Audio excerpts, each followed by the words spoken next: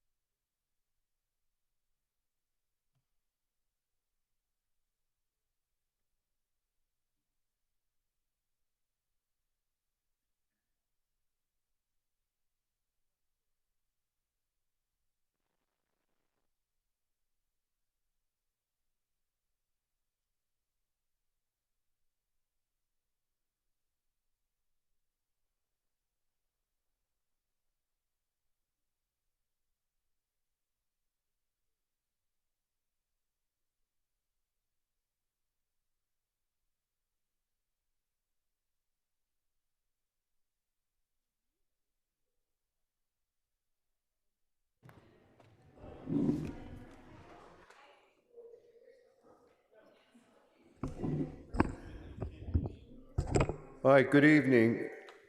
Oops.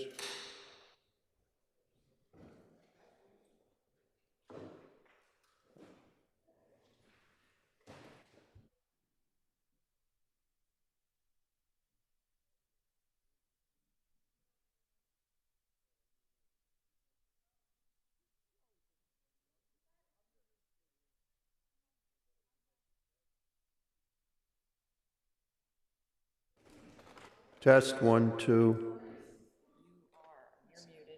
I'm not even on. Sounds like it's coming out. Oh, let's just turn it. Oh, sorry.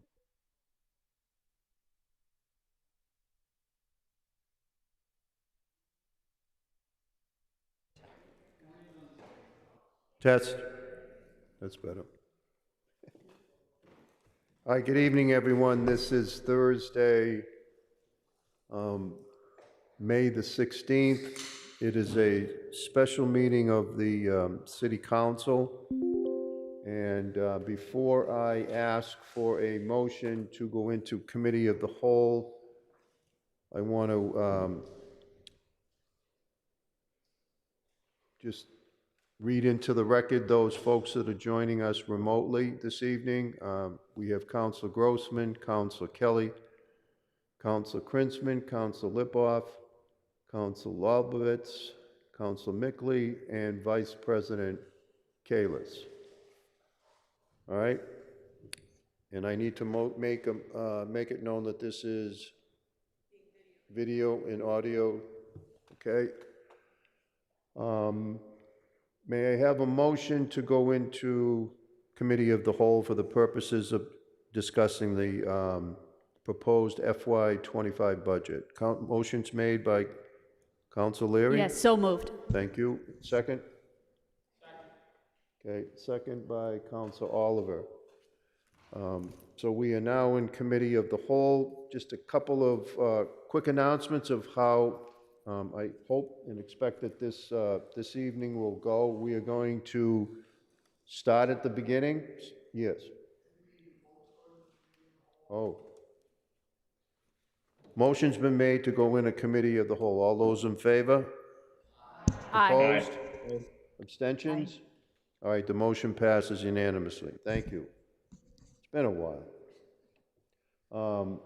So this evening, we're going to start at the beginning of the budget. I'm going to ask that the chair of the appropriate committee give a report.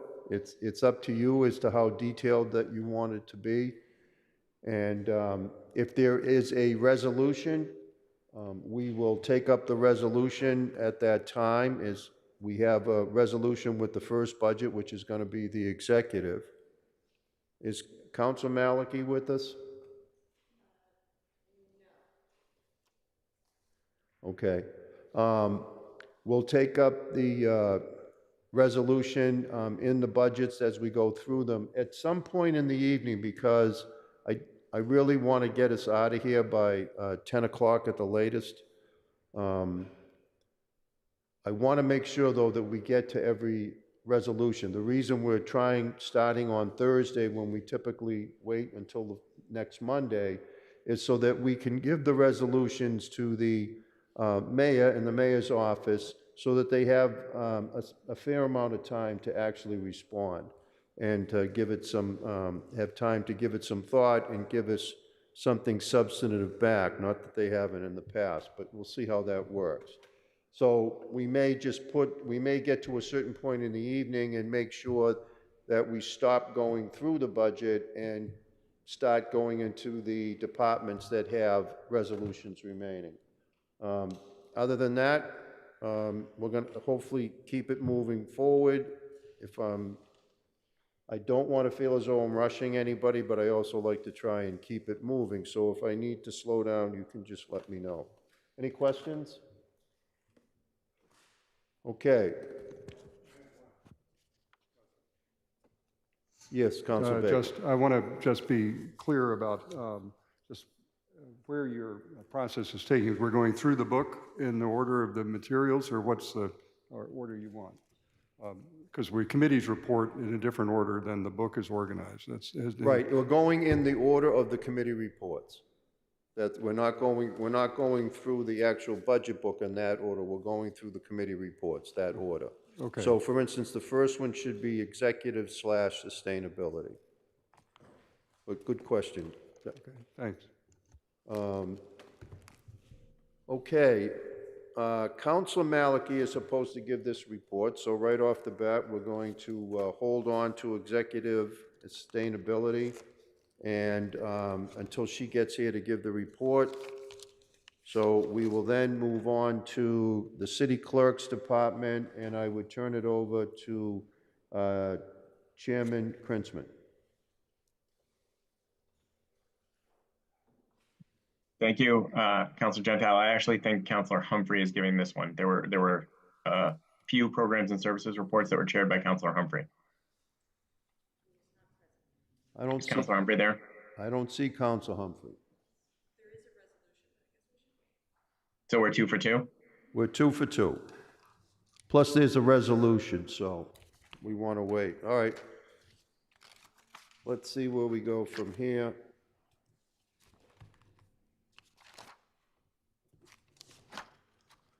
Okay, another finance item, so I guess we'll wait on that one.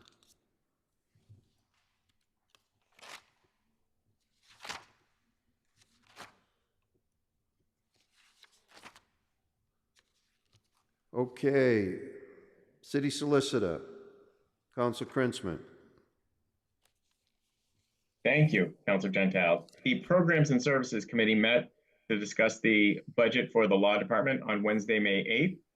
City Solicitor Alyssa Giuliani presented the budget to the Programs and Services Committee. We had a nice discussion about many of the things with which legal assisted during the year. They gave an explanation.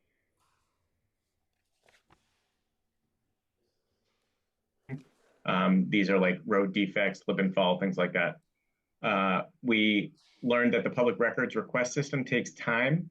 It receives approximately 600 requests per year, which was interesting.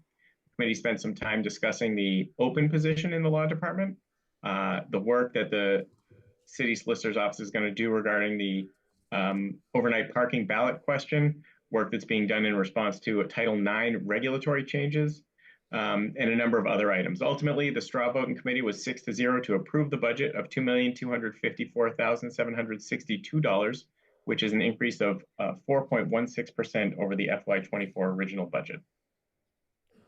Okay, are there any questions from members of the City Council? Any questions on the City Solicitor's budget? Okay, next is information technology. Again, Councilor Krinsman. Unfortunately, I believe this one was handled by Councilor Humphrey. Can't you fake it? I don't have. I can look it up, and I don't have it in front of me. No, it's fine. All right, planning. Councilor Baker. So thank you, Mr. Chairman. The planning department the budget amount is the total of $2,654,549. There was a vote in committee of 6-0-1, Counselor Wright abstaining and Counselor Albright not voting. The report is set out in writing, and I'm not going to repeat all of that, but I do note that there are 2 resolutions that have been introduced that were not considered by the committee at the time. They've been brought forward tonight specifically by counselors subsequent to the committee meeting. I don't know how you want to deal with those, but the report goes into the detail of the department. But there are 2 resolutions, number 7 and number 8. The 7 regards community engagement, and number 8 regards additional personnel in the planning department for economic development. So what is the pleasure of the chair? I would ask that you give whatever budget report you would normally give, and then we will ask someone who proposed the resolution to please explain it, and then we'll see where that takes us. Okay. Well, if you take a look at the report, which is dated April 30th, it basically takes the department through the various elements of the department performs for the city. Conservation, which includes maintenance of parkland and the operation of the Conservation Commission. Long-range planning, which supports the work of the city council and also other bodies in the city. Current planning, the Urban Design Commission, Historic Preservation, which supports the various historical commissions of the city, Housing and Community Development, which does a great deal of work with the federal funds, and of course, transportation, and then finally, economic development. Each of those staff members attended the committee meeting and gave a report about their work, which is set out in writing in the report. So I'm not going to try and repeat that because I assume every member of the council has access to that. In the interest of efficiency, what the chair has indicated he would like to achieve, I think that's sufficient unless anyone has a question, and then we could go to the resolutions. Any questions? Okay, we can always come back to questions. So the first resolution is, for planning is listed as resolution number 7. It's a resolution regarding community engagement, and I'll turn it over to Councilor Block, who is provided us with the resolution to explain it. Thank you, Chair, very much. I'm referring the council to budget. I guess these pages aren't numbered, but the Planning and Development Organization chart. It's the 3rd page. You'll see the Community Engagement Manager on the far left side of this if you want to just kind of orient yourself to where this is in the budget document. I focus on community engagement because it's a crucial responsibility that this body has, that the entire city government actually has, and I'm not sure we're doing a very good job of it. In my campaign, I met lots of people, residents of Ward 4, which I represent, who were disenchanted with their city government, who felt that they weren't listened to, who felt that when they did register views, didn't matter. And so I think we have to find new paths for communicating with the voters, listening to them. And this position, this community engagement manager, is the one position that I see in our city structure that already does some of this, but could do much, much more. And that's what this resolution asks the mayor to consider. It's a resolution which does not have any budgetary impact. There's no dollar expenditure. It's just expanding the job description that's associated with this position. I'm not going to read the details here. You can all see that. But that's the background and why I drafted this. Thank you, Chair. So, Council Block, I do think for the record that you have a specific resolution that you want voted on. So I think you should read the resolution itself into the record, please. Okay, glad to do it. This refers to the role of the community engagement manager, and the resolution is as follows: that the job description of the community engagement manager be expanded to include the following: in coordination with the neighborhood elected officials, providing guidance and information regarding significant developments to residents in the area, contacting relevant neighborhood groups to discuss the continuation of a pattern of development that people object to, supporting the efforts of neighborhood groups to articulate the positive or negative impact on the neighborhood that a development might have, inviting the leadership of neighborhood groups to meet with the Planning and Development Department to articulate their concerns. If no neighborhood group exists, then broadcast relevant information via existing media platforms and encourage the formation of an ad hoc neighborhood group, and keeping the City Council's Community Dialogue Committee or an alternate committee of the City Council regularly informed regarding neighborhood engagement activities. Okay, thank you. So the resolution is moved by Council Block. Is there a second? Second by Council Oliver. All right, questions, discussion, thoughts? Council Baker. Well, just for information of members of the council, we don't have it on the docket yet, but we have an item coming before zoning and planning, which is specifically going to be taken up to discuss the process of how communities who are affected by large development can communicate more effectively their concerns to the council or other bodies that make decisions, such as the Zoning Board of Appeals. That item is going to be discussed in our committee, and we'll get into some of these questions. I'm generally sympathetic to the concerns that Councilor Block has indicated. My difficulty is that I'm a little uncomfortable in trying to set the city in the process of responding or fostering neighborhood engagement. I think part of our role, and I've found it as a ward councilor, is to listen to the community as much as we can and bring those issues before the council when we have a conversation about development patterns.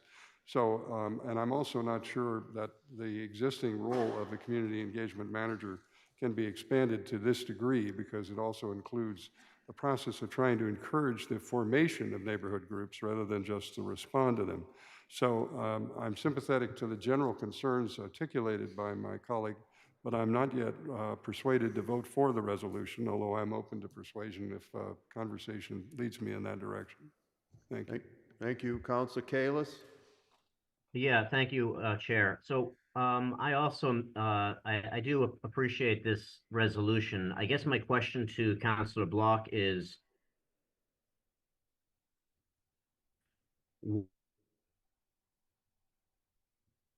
what of these line items are not being done, or that you'd like to be expanded? Because it seems like some of these are already being done. And, you know, I think we have to be as specific and focused as possible with the administration to get a good response.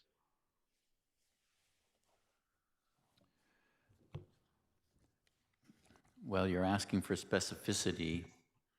I appreciate that, Councilor Kalis. First of all, let me say I'm open to friendly amendments if anyone thinks that these should be fine-tuned in a particular way. I think that the mission of facilitating, fostering, in your term, neighborhood awareness of actions that are being taken here at City Hall that relate to zoning, that relate to development. This is something that a lot of people just don't realize is going on. And we need to do a better job communicating, educating, explaining. I'll give you one little example. The Washington Street Vision Plan adopted some building heights, and then people see a development going on at Dunstan East that's much taller than that. We all understand the difference between 40B and special permits. That's a distinction that is totally lost on most people. So that would be an example of people coming to grips with different rules that they might be able to influence in one way and not influence in another way. So I don't know if I'm specific enough for you, Commissioner Kalis, but those are some of the things that ran through my mind as I drafted this. Is that it, Council Kalis? Yeah, Councilor Genta, I don't have any more specific comments, except if Councilor Block has any ideas as this meeting moves ahead to be more specific about which line items, I think you might get a better response. I'm just, I understand where you're going. I appreciate it. I actually support it, but I'm wary of what we'll get back. Okay. Mr. Chairman? Oh, come back to me after you're done. I'm on the phone. Council Oliver. Great, thank you, Chair. I'll speak in favor of this on behalf of or because of my experience reading 327 concerns that I believe are exactly what Councilor Block is talking about or referring to. And I do think that there is one word in the conversation that I'm hearing tonight that I would alter. It's not that we need to do this better, we need to do this differently. Because what, again, referring to all the comments that we were provided from the public as part of the community dialogue working group, known affectionately as the CDWG, one of the biggest themes in there is we show up, we pour out our hearts, we tell you what we want, we share our concerns, and then you don't do anything with it. And there are ways to work with community members to help them understand what it is they're up against, whether it's explaining the difference between a 40B and a special permit in the example we just heard or not. There are techniques and ways and methods to help bring about a different type of conversation than just a completely binary on-off, yes, no, black, white type of a conversation. I'm in support of this element, or this resolution. If we get back certain elements of the description as it kind of folds into someone's role, so be it. I think we'd be open to those edits. But I think the idea here is critical, and I suggest we don't throw away the baby with the bathwater. But thank you. Okay, Council Baker. So I've been trying to wrestle with this because, again, I indicate sympathy with it, but I'm a little troubled that, and no disrespect to my colleague, because this is an idea that he is not a member of our committee, but was not discussed in committee. So we didn't have a chance to have a conversation with the planning department and the executive about this issue at the time. I think that my preference would be, as opposed to supporting the resolution as framed, to have a parallel docket item that would certainly try to take up with the conversation we're going to have about the whole question of how to take and communicate development concerns from communities to the relevant city agencies, to have something along these lines. My other concern is quite candidly that community engagement can be not just to bring concerns from the community back to the city, but can be sometimes turned the other direction to try and persuade people that something is being proposed that they should accept that they might not otherwise. And I'm not sure this is a situation where we can necessarily control which way the conversation goes. So I'm not going to support the resolution tonight, but I'd be sympathetic to seeing a docket item framed around this item, and I'd be glad to bring it into the committee discussion where we can have a conversation in a forum which I think is more appropriate for this. This does not have, as Councilor Block indicates, a specific budget impact. So I think it's not necessarily time sensitive. So I think that's why I'm reluctant to support it tonight, though I do indicate my concern that Councilor Oliver has indicated and others about how we make sure that the residents really understand what is going on in the city and how it affects them. Okay. Council Albright. I just wanted to say that I'm in total agreement with Councilor Baker's assessment. I think that this work is done, sometimes well and sometimes not well. And I think a conversation at the Zoning and Planning Committee with respect to the Planning Department would be very useful. I was just thinking about the work that was presented to us last night about the Washington Street pilot. There was a lot of feedback taken in from the community on that one, and it actually affected how the plan went. So there's some good work and some not so good work, and I think a discussion in ZAP would be good. Thank you. Okay, any other comments? Council Leary? Thank you very much, Mr. Chair. I am actually very sympathetic to this resolution. There's nothing in here that I don't disagree with. But I actually, in my experience, I think when I look at the job description, I think a lot of that stuff does get done, especially in Nonantum, where we have a very active organization. We've had past community engagement specialists come to our neighborhood, sit in people's houses and have chats about stuff. And I've been very happy with our current community engagement specialists as well. I guess what I'm asking is, if Councilor Block, did you look at the job description for this, and were none of these things included? That's kind of what I was worried about, because I think a lot of it is done, and if not, if there's something we can do to improve it, I would support it. Well, thank you for asking about job descriptions, because I've asked for the job descriptions and they have not yet been delivered to me. They're not, I've been told by Human Resources they're not online, and I don't know why it's so difficult. I asked about a week ago for that information. So I am handicapped a little bit by the absence of that information. But let me just, again, give an example from my personal experience. I chaired the Riverside Committee on behalf of Lower Falls and Auburndale Communities, a huge development which still beckons.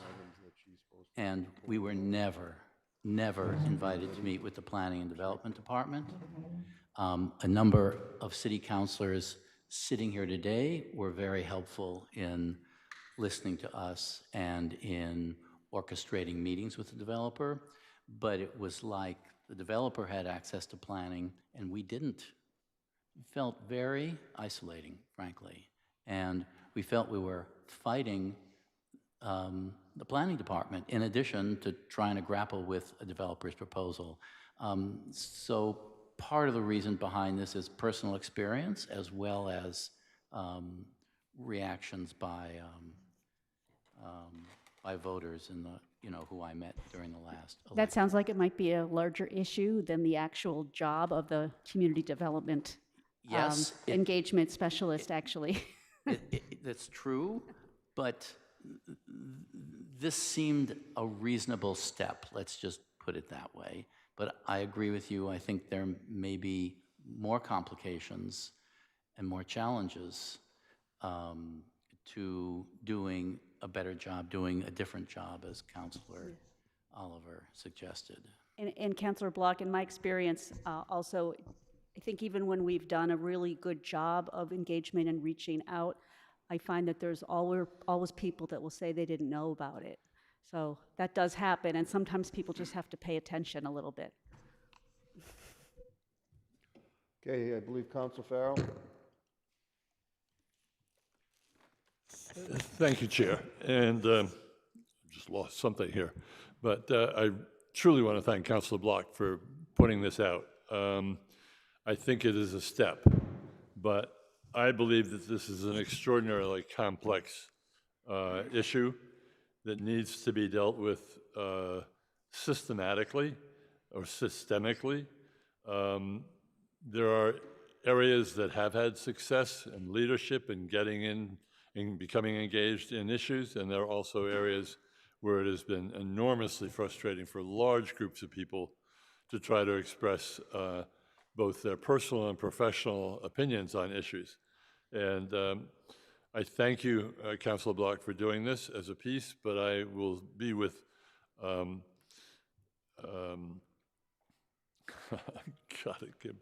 Councilor Baker in, I apologize, Counselor, um, in saying I think that this is a very complex issue and needs a lot more consideration. Thank you, and will not be voting for it. Counsel Wright? I'm going to support this. I think I've seen this community engagement not work well, and more needs to go into it.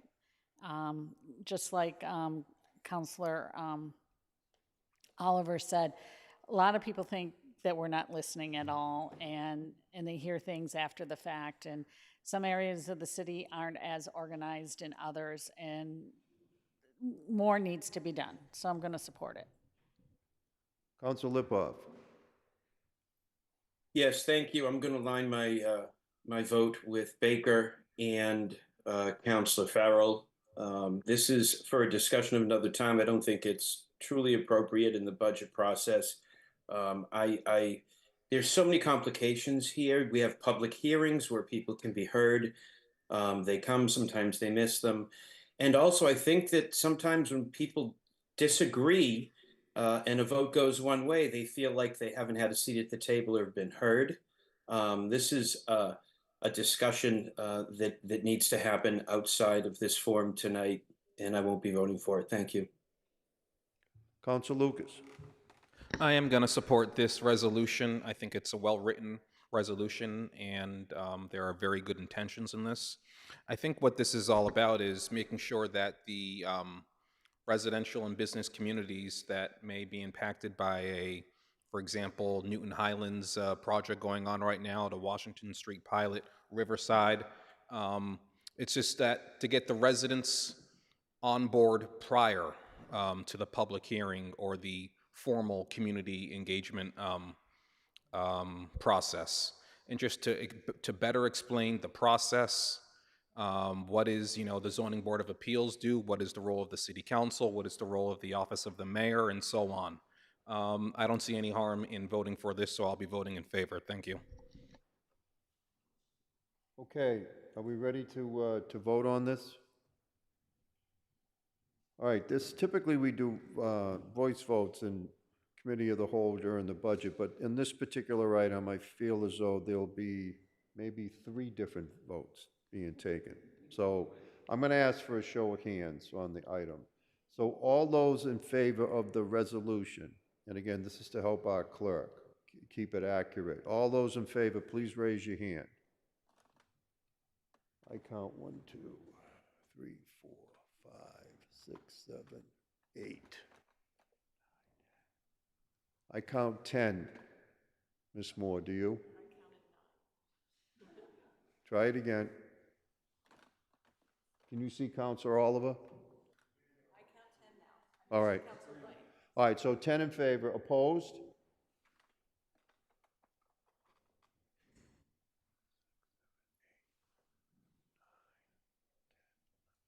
I see 13. Okay, and abstentions? Anybody abstaining? 2 abstentions. All right, so we had, pardon?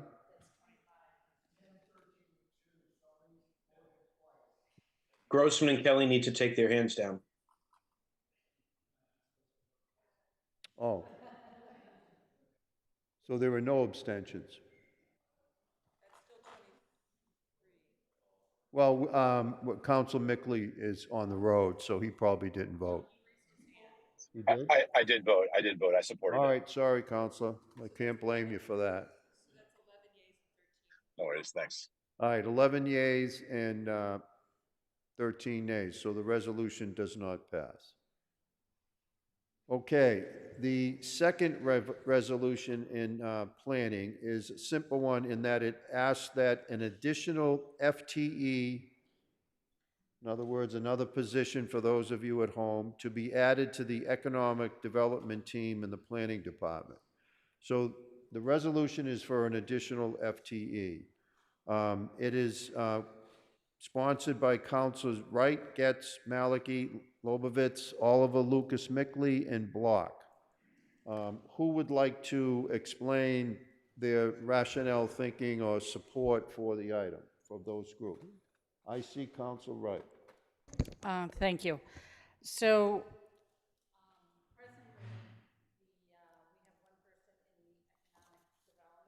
role, and in a city of our size, we should have 3 or 4. He is definitely spread extremely thin, and there's a lot more that can be done with another person to assist. And here are a few items I listed. One of the things going on right now in West Newton are there's, storefronts that are extremely low price, short term, and let's get pop-ups in there. Let's do a gallery or something. But we need someone to actually go and do it. Selling and marketing the city outside of Newton, applying for grants. Quite a few things that they could do. I'd like to add a FTE, and I'm proposing that since we've done a huge process for the Village Center overlay, which we passed last year, that the planning department move some resources to provide that extra person in business development. All set? Yep. Okay. Comments, questions? Council Baker.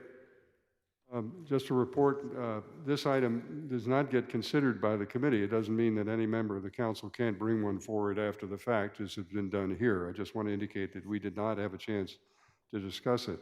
I'm torn on the merits of the item because while I agree with some of this in terms of the objective, this is an item which is asking the city again to move forward with additional resources. We haven't heard what the community, the economic development community itself can be affected, could be helpful in this process. So I'm not necessarily going to support it tonight. I would say that I am concerned that the department needs to be able to do more of the kinds of things that we've just heard about in the previous motion, because we've got to deal with the impact of development. So if I had a choice between additional resources going into the development impacts we're going to see and into this, I would prefer the former. So I'm not going to support this resolution either at this point, but I'd be glad to consider further conversations about the merits of what we can do in this line at a later time in committee. Okay. Council Downs and then Council Laredo. Thank you. I'm going to agree with my colleague from Ward 7, at least insofar as we're looking at some tight years ahead. We're looking at a tight budget usually. I want to be really careful about budgeting and not have things, not start adding FTEs right and left. I don't think we actually can afford to do that without careful study. I would indeed like to see this be a subject of discussion and study and possibly suggested for the upcoming year, because I agree with Councilor Wright that it's something we could certainly, I mean, a lot of our departments could use extra people, but I want to see it in the full context of the full budget and prioritized. So I will not be supporting this resolution. Okay, Council Laredo. So I fully support this resolution, and thank you to my colleagues for bringing it forward. I think there's exactly the type of initiative we need to be doing more of in this city. If we can talk all we want about attracting particularly smaller businesses to our community, but we have to actually then be proactive as a city government to do a much better job of that. And that means helping them work through the process at City Hall, navigating various licensing and approval processes, encouraging folks who are considering whether they're going to go to Needham or Watertown or Wellesley to come here. Those are all things that we can do to make the community more attractive, and especially for the smaller business, which we talk and talk and talk about those smaller businesses, which in many ways are the lifeblood of our village centers, but we're not doing nearly enough to promote them. And so I think this is a very wise use of resources. And frankly, it's very practical. This is really the nuts and bolts. We can talk the theory all we want, but this is the type of thing that actually gets the businesses in the door. And by the way, when the person doing this work or the people doing this work identify log jams or issues that we have, whether it's our zoning code, our land use processes, or other things, would allow us to be far more proactive. So thank you very much, Mr. Chair. Council Block.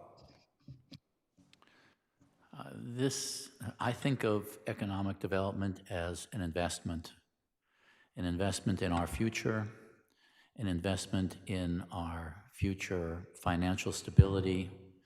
Some positions actually, in the long run, will generate more revenue, and this is an example that I think we should adopt. Thank you.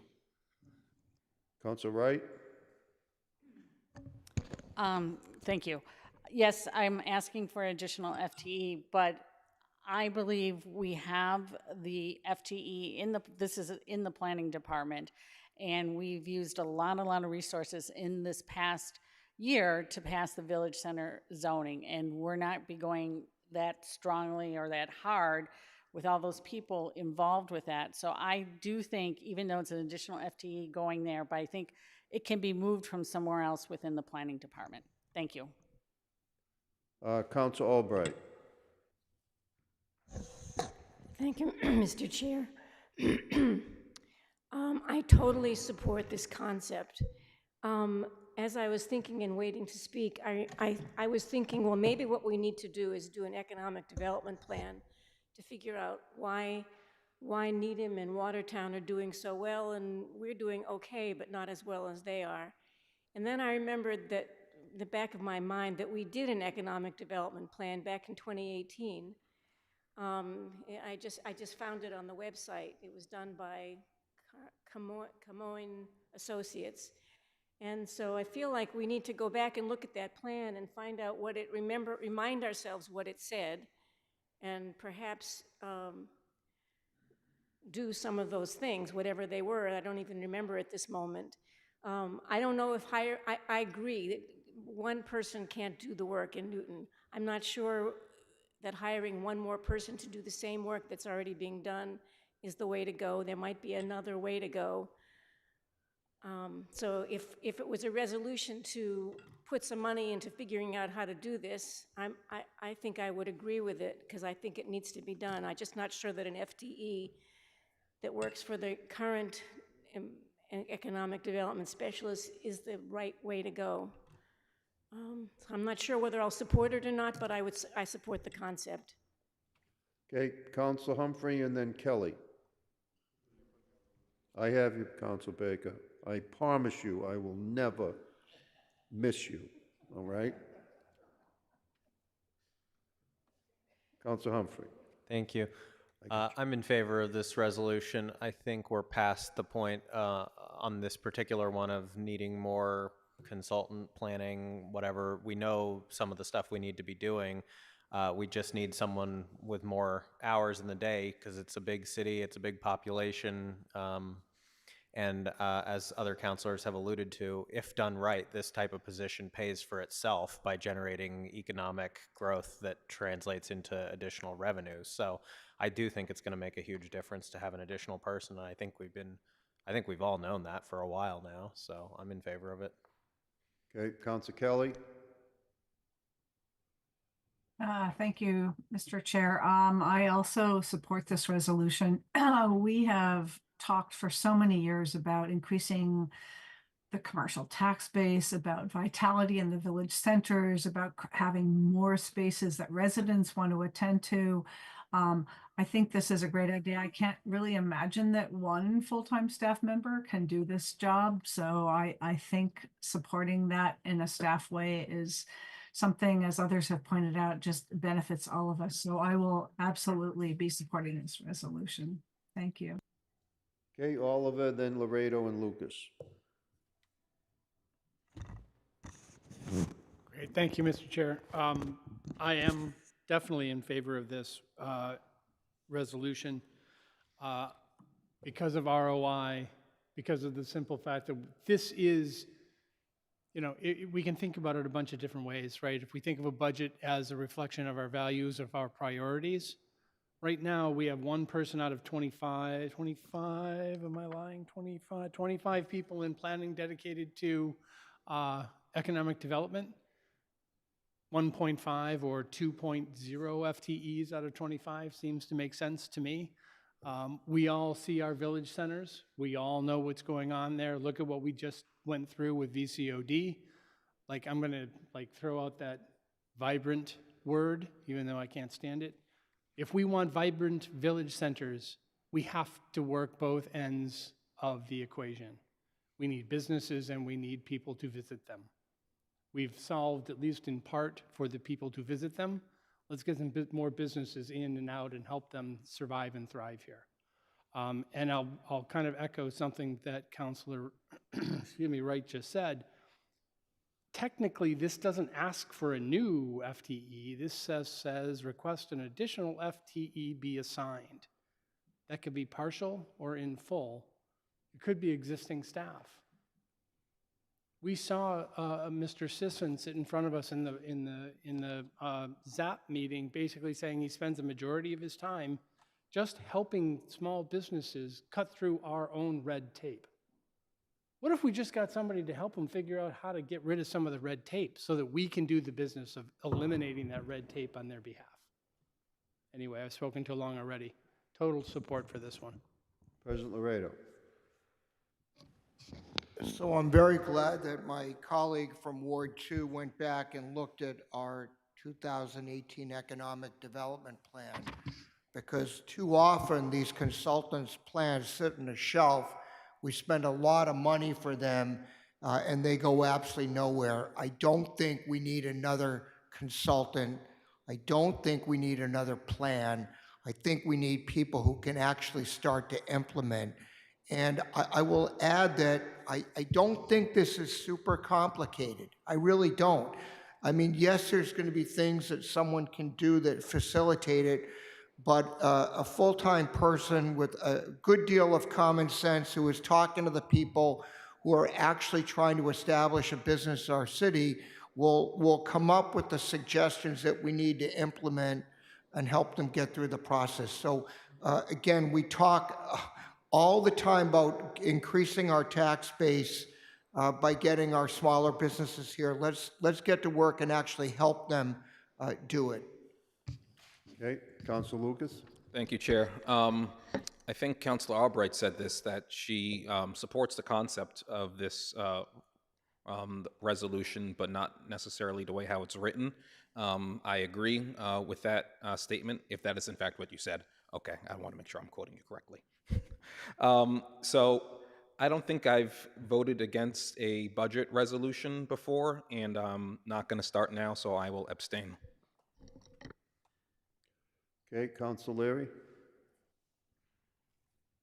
Thank you, Mr. Chair. I'm also in favor of it. I think Councilor Laredo was very eloquent about the importance of economic development growth and how this a type of marketing specialist, it sounds like, could really be helpful in selling the city and actually raising revenue and getting us more commercial businesses. I would also like to ask Councilor Wright if she would help me get extra people for Juanita Trabert's Sustainable Materials Management, another area where I think we could save money as well. I'll talk to you later about that, but I will support this. Thank you. I think there's a lot of FTEs that we could add that would be very, very pertinent. It's a larger discussion for sure. Councilor Danberg and then Councilor Baker. Thank you. Yes, I'm going to support this resolution. I agree that it would pay for itself. I think we need additional attention to our villages. The current economic development person, John Sisson, is at full bore. We need additional boots on the ground to do some more work. So I will support it. Okay, Councilor Baker.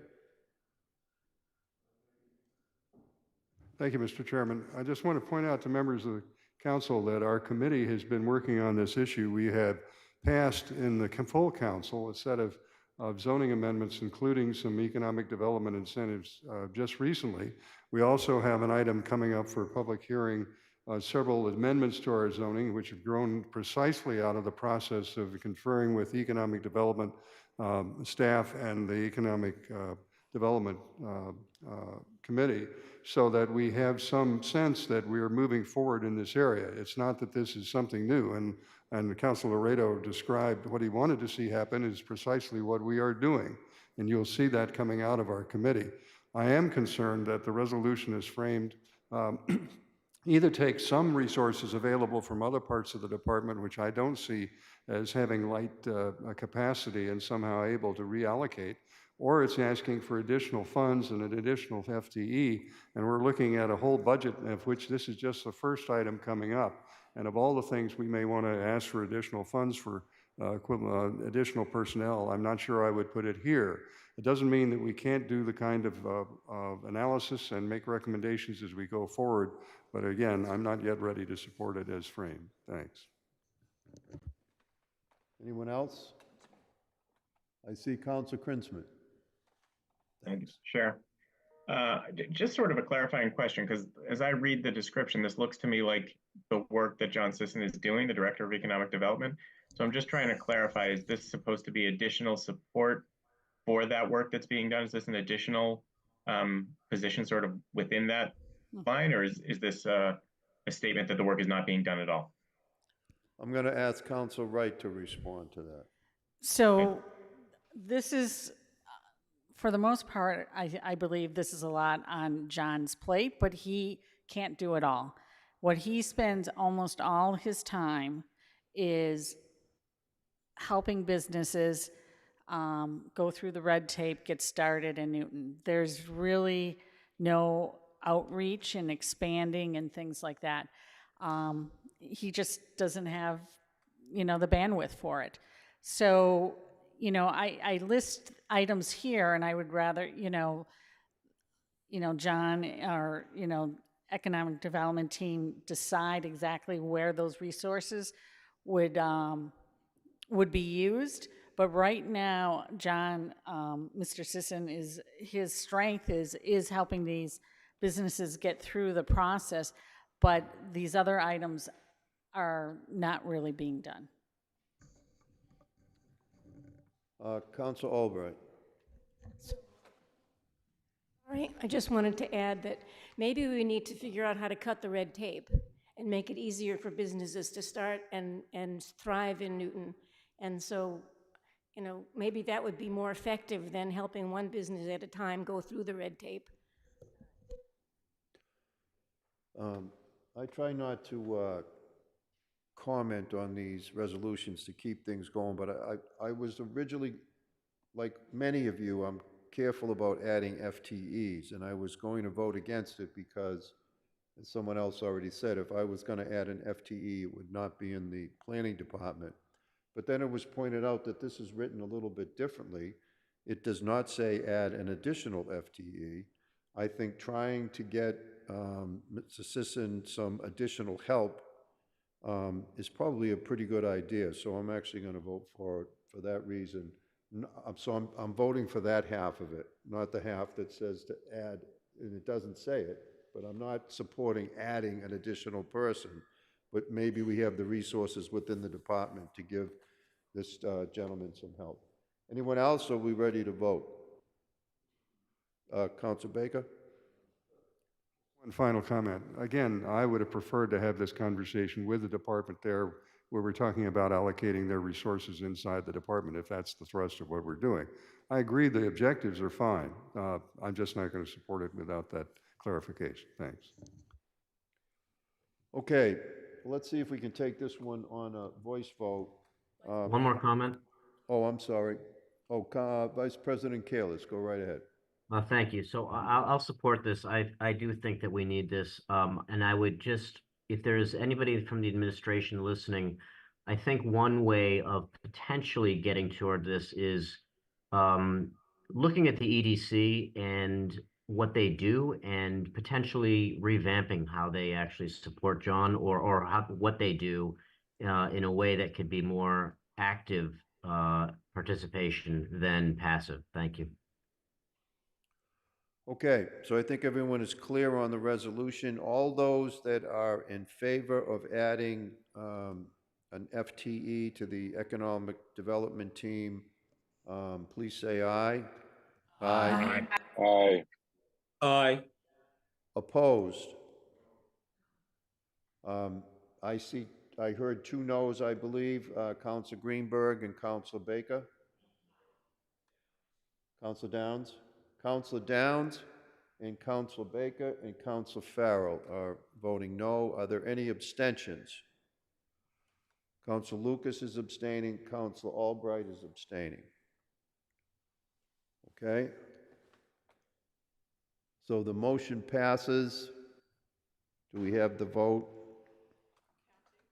Okay, take your time. Chairman, do you need a vote now in the committee on the planning department? Well, let's get through this, and yes, the answer to your question is yes. So the resolution passes 19 yeas, 3 nays, 2 abstentions. Okay, so that resolution, so resolution number 8 passes, and now if we could return back to the main planning budget. Again, the recommended amount is $2,654,549. Are there any questions on that or comments?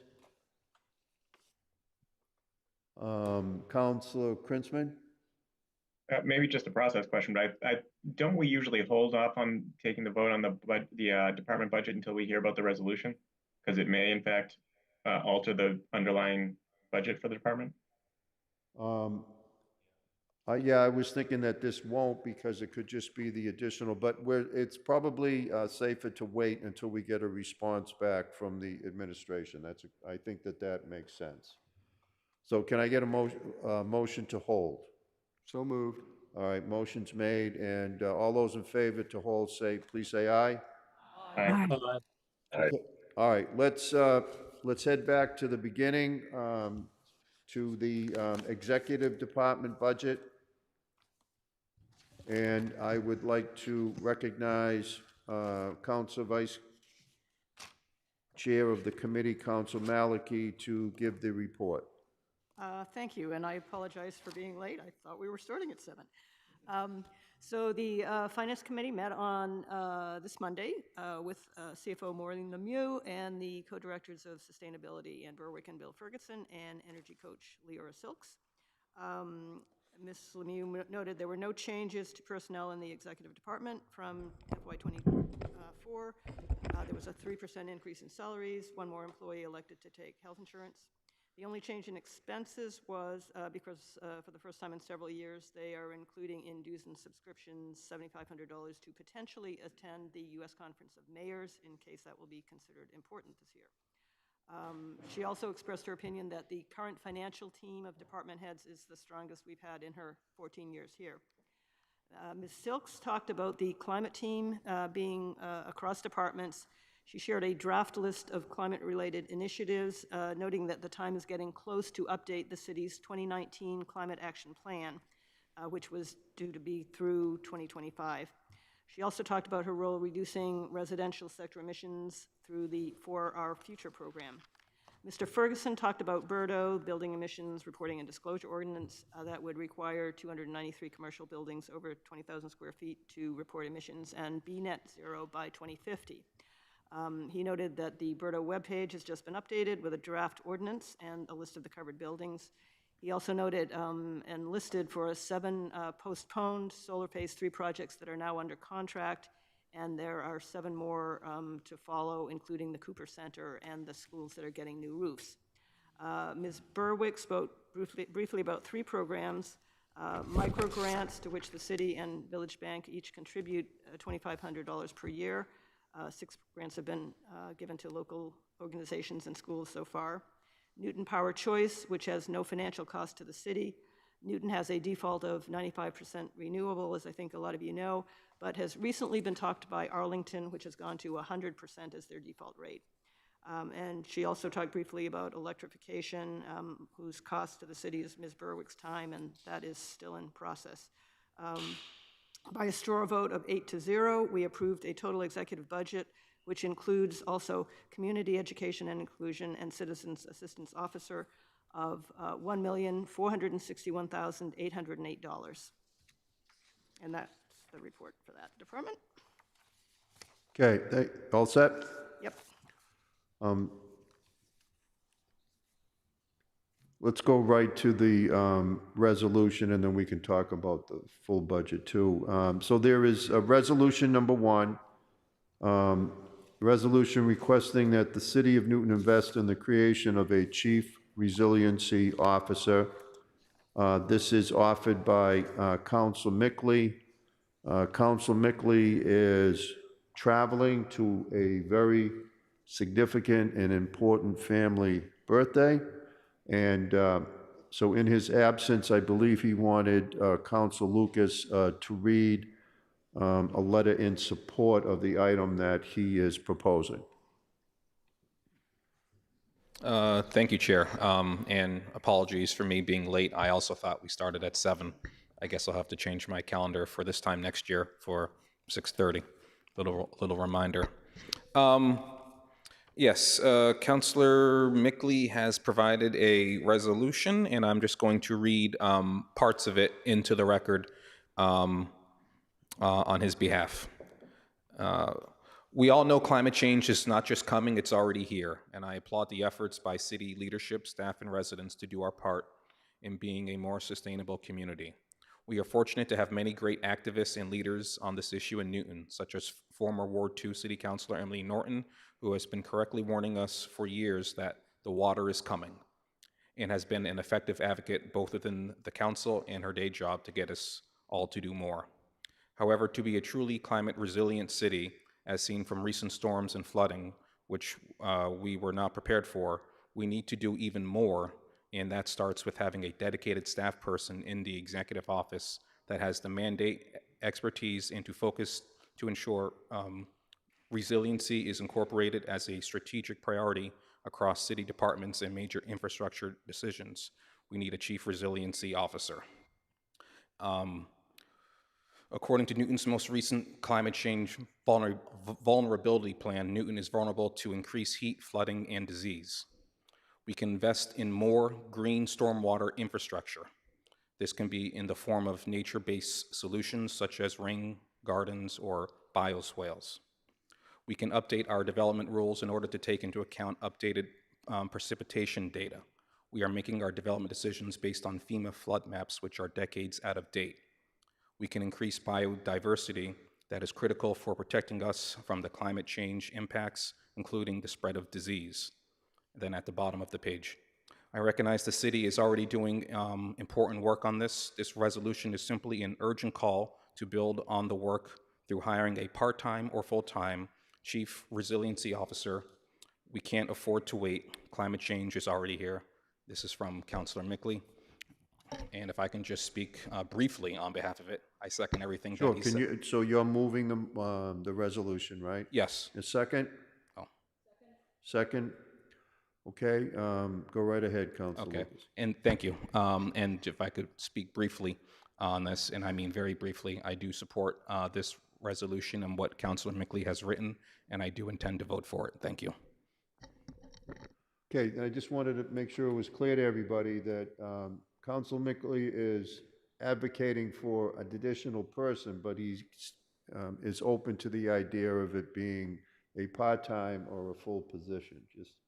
And I guess would be leaving that up to what the administration may or may not recommend. Councilor Downs. Again, I feel like I'm echoing my colleague from Ward 7. I think this is a great idea, and you know, if it didn't require our having an additional part-time or full-time person to do the job, and we had vetted where that money was going to come from, and we had a plan for it, I would be enthusiastically for it. I have, however, also heard we want things like a part-time city clerk, which was added, and that we want more people in sustainable materials management. I just think you have to look at things and prioritize them when you have a budget. That's what budgeting is about. And so while I support the concept, as I do of economic development, I think I'm going to oppose this particular resolution. Okay, other comments? Council Baker? I just want to indicate that the Zoning and Planning Committee is going to be taking up a whole conversation about where we are in our climate response activities, and as well as the electrification ordinance and the question of energy use reporting. That's going to be coming up soon in our discussion, I think, on the Tuesday after Memorial Day. I frankly think that this is a conversation that's probably best taken in that context. Again, I applaud the intent because I think the concerns are real, and indeed they're going to be more real as time passes. I'm just not confident that this is the right person in this role at this point, and to take the decision again without having a chance to work these things through in a committee conversation, I think is premature. So I won't support the resolution either, even though I support the idea behind it. Okay. Anyone else? Council Farrell? Thank you, Chair. I can think of very few positions that are more important than a Chief Resiliency Officer for the City of Newton, but I don't think this is the right way to go about it. I think we need a real clear understanding of the challenges we face. In my ward, we are just approved a building that is of great concern because of groundwater and stormwater concerns that wasn't evaluated, in our opinion, appropriately by enough outside people. We are also building a new middle school on what is clearly known as floodplain area, and we're doing that because the current school gets lots of water. It has often been said that somewhere between 30 and 40% of Ward 8 would not exist if we had current wetlands rules in existence in the 1950s. This is an extraordinary problem. And I think a Chief Resiliency Officer really needs to we need to understand clearly what we're asking for. And I think it's important, but I don't think that this is the right way to go about it. I would like the council and through their committees to have a great deal more say in exactly what we would ask the administration to fund. Thank you. Okay. Anyone else? So I had Council Block and then Council Leary.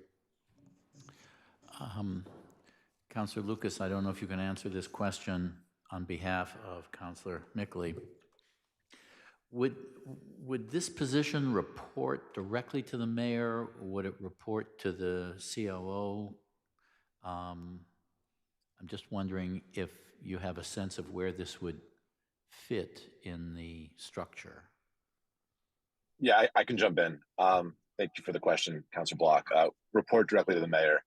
Key to this role, different than other resiliency efforts, is someone that has the mandate to look at the city broadly and have the authority and reach to actually influence decision-making as it relates to resiliency concerns. So I think reporting directly to the mayor is key. I'm glad you're available for us, Councilor Mickley. Good to hear your voice. How do you distinguish what you imagine this position would do, say, as compared to the Director of Sustainability, which we have? I mean, how does that, just how do you think about that? Yeah, that's a great question, and I really think it's quite distinct. Councilor Baker mentioned the electrification ordinances and what's going through there. This really has nothing to do with that. Sustainability is what we can do to make sure that we're green, that we're sustainable, that we're doing our part to protect the environment. Resiliency is dealing with the reality that the negative effects of climate change are already here, and what are we doing about them? Flooding, heat concerns, stronger storms. So it's really just very two different issues that are somewhat related, because one is the cause and one is the effect. But resiliency is dealing with the effects that are already here and that are only going to be getting worse over the coming years. Great. Thank you for those clarifications. I think there are times when we have to take a leap of faith and grapple with major issues, even though there's more details to be hammered out. There are always going to be details to be hammered out. So I'm going to support this resolution. All set? Council Leary? The issue of sustainability and climate change issues are all very close to my heart, as I think everybody here knows. However, I don't think I can support this resolution because I do think we already have a really good team with our co-directors of sustainability, Ann Berwick, Bill Ferguson. We have an energy coach. We have a very effective, smart Citizens Commission on Energy. We have an EV task force, Newton Power Choice. The city has done a huge amount in like over the 10 years that I've been here. And though I just would like more information on exactly how a chief resiliency officer would work. Ann Berwick and Bill Ferguson already do report directly to the mayor's office. And I know other cities like Boston and Cambridge do have chief resiliency officers. But at this point, I can't support it based on, I think we already do quite a bit of this, and I'd like to know more about how this role would fit in and also how it would be budgeted. Thank you. Council Laredo, then Lobovitz. So first, I really want to thank Councilor Mickley for bringing this issue front and center. It's a critically important issue. It's one we need to address now. We're going to need to address more in the future. But I'm going to join with Councilor Leary on this one. I think that two things. One, as Councilor Baker said, Zoning and Planning is going to take up a detailed discussion of it in committee. Number two, we do have a sustainability director, and I'm here long enough now to remember when we first put in that position. I thought it was pretty ill-defined. The role has changed substantially over time, and I would like to, before we just unilaterally add another position to the budget without taking away from somewhere else, because that's always a trade-off, and this would be a fairly high-level position. I'd really like to think about how we're using our current resources, including our sustainability co-directors and other people doing similar work, and see if we can perhaps redefine their mission and their job descriptions to encompass much of what Councilor Mickley is rightly calling for. And I'd urge us to do that first before we just unilaterally add another position. There's a lot of good things we want to do, but we have a finite amount of money, and I think it's very important for us, if we're going to add somewhere, to identify where we're going to take away. And I don't see that here. So I'd prefer to at least start by better defining the role, and then if we do that, and then we conclude we need this extra position, I'd be supportive of it. Thank you. Council Lobovitz. Can you hear me? Yes.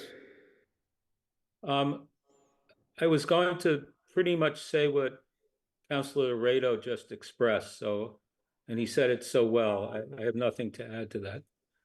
Thank you. Okay. Councilor Malachy. Thank you.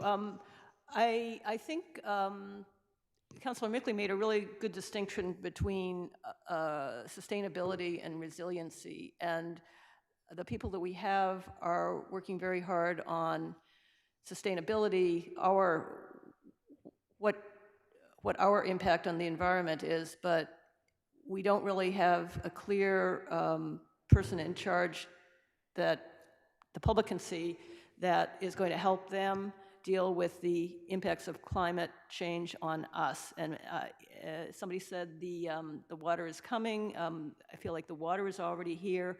The heat is coming. I think nationally, more people die of heat than other climate effects. And Councilor Laredo said the sustainability director seemed ill-defined when we started it, but we did take that leap of faith, and I think we have to take a leap of faith here and put as much emphasis on resiliency as we do on sustainability. Thank you. Okay, Councilor Bixby, and then Lucas. Thank you. I just wanted to also thank Councilor Mickley for raising this really important issue. I think we all have seen it, and we know a few of us were just at the MassDOT has had a conversation with the Chamber of Commerce the other day, and she said the rain is causing more problems than any storms we've seen recently. So this is something we really have to face. I also take my colleagues' points about not adding additional items to the budget very seriously right now. So if we are confident that we can do this in conversations over the next little bit and find ways to make sure that these are essential pieces of everything that we do, I believe that we can all use this resolution to draw our attention to this important moment and really address these resiliency issues on their own as something that needs to be dealt with in every piece of everything that we do as a city, from our homes to our roads to our schools to our playing fields and our transportation. So if this does not pass tonight, I use this as a call to all of us to make sure that this is a piece of everything that we do and look at over the next little bit. Thanks. Okay, Councilor Lucas and then Albright. Thank you, Chair. I didn't say this in my opening remarks. It was in Councilor Mickley's resolution here that everyone has on their desk. I'm not sure if everyone has had a chance to read it. Mickley didn't allude to this in his comments when he spoke. Maybe he's being modest. But that library over here flooded last year. And that was after we put in the solar panels, cut down the trees. We already knew there was a high water table. And this was a concern when I remember when this council was voting on this, 5-6 years ago. And it's going to happen again. Maybe not at the library. Hopefully we have resolved that problem, but it's going to happen elsewhere. It's going to happen in Newtonville. It's happened in my neighborhood. It's probably happened in everyone's neighborhood, the flooding. This is a quality of life issue, and we do not have a dedicated person on staff who is solely responsible to look at water and flooding. We don't have that. The resolution says it could be a full-time or a part-time staffer. Ideally, I think it could be a part-time staffer, and that person could get the work done and can inform our departments, DPW, planning, Parks and Rec, you name it, even us, on how to best navigate this issue when it comes to flooding. So I'm voting for this. I hope everyone who said they're going to vote no votes yes. This is a big issue that affects people. It affects people's wallets. It affects their insurance rates. Let's go. Come on. I'm all set. Councilor Albright.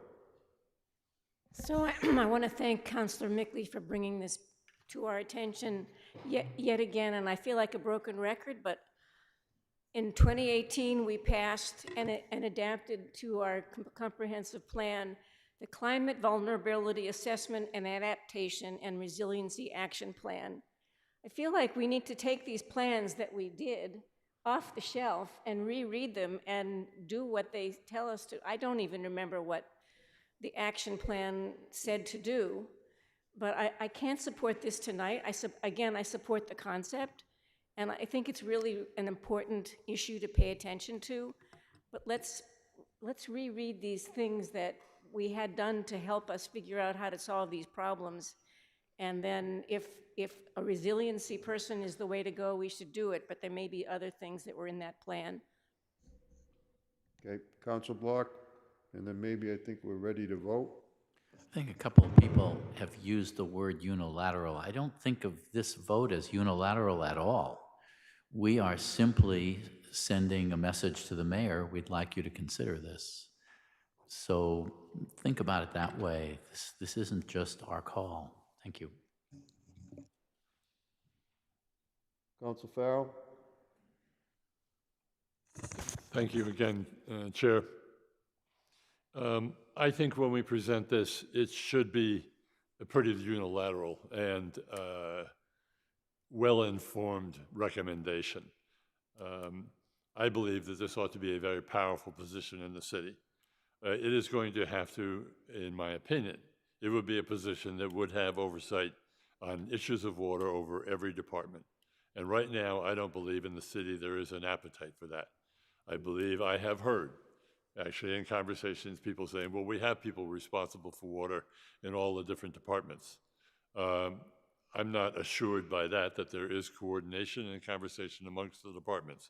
And I think this is should be a very powerful position that can, in fact, oversee and insist on coordination among the different departments. And I think we need to be fully prepared about what we want when we actually make that recommendation. Thank you. Council Albright. I just want to remind folks that we have Jennifer Steele, whose title is Chief Environmental Planner or Officer or something like that. I mean, I'm not sure, we may have an infrastructure to add something to, but it might not be in the mayor's office. We already have Jennifer Steele who's working on these actions. So I'm just saying that this is a good idea, but maybe not the right how to do it. Okay, I'd like to see if we can take a vote. I think that we ought to have a show of hands on this one. So the resolution is requesting, offered by Council Mickley, requesting that the City of Newton invest in the creation of a Chief Resiliency Officer. All those in favor of the resolution, please raise your hand.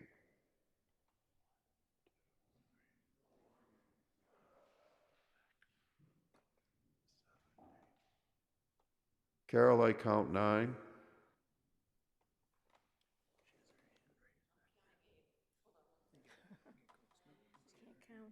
I'm gonna hear. Nope. There's 9. Opposed? Put them up.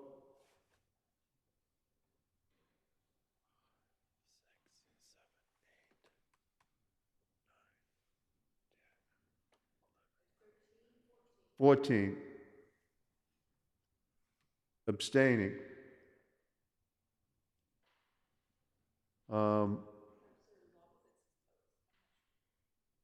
Council Lobovitz, are you abstaining or are you voting against it? You were a no? Council Lobovitz? I think he's frozen. I was a no. Okay, thank you. And Council Humphrey, you're abstaining. Okay? I think the numbers check. All Yes, right. they do. So the motion does not pass. And the vote was 9 in favor, 14 opposed, and 1 abstaining. Okay, back to the main budget, which is recommended and was approved in finance at $1,461,808. Are there any questions or comments on the recommended budget? May I get a motion to move the item, the recommended amount? Motion is made by Council Mickley, seconded by Council Laredo. Any other comments? Voice vote, let's try a voice vote. All those in favor, please say aye. Aye. Aye. Aye. Opposed? Abstention? Okay, the recommended amount is approved unanimously. Okay, Councilor Humphrey. City Clerk. All right. And I believe you have, there's a resolution with this, two too. resolutions. Two 'Cause resolutions. number 3 and number 9. Number 3 and what?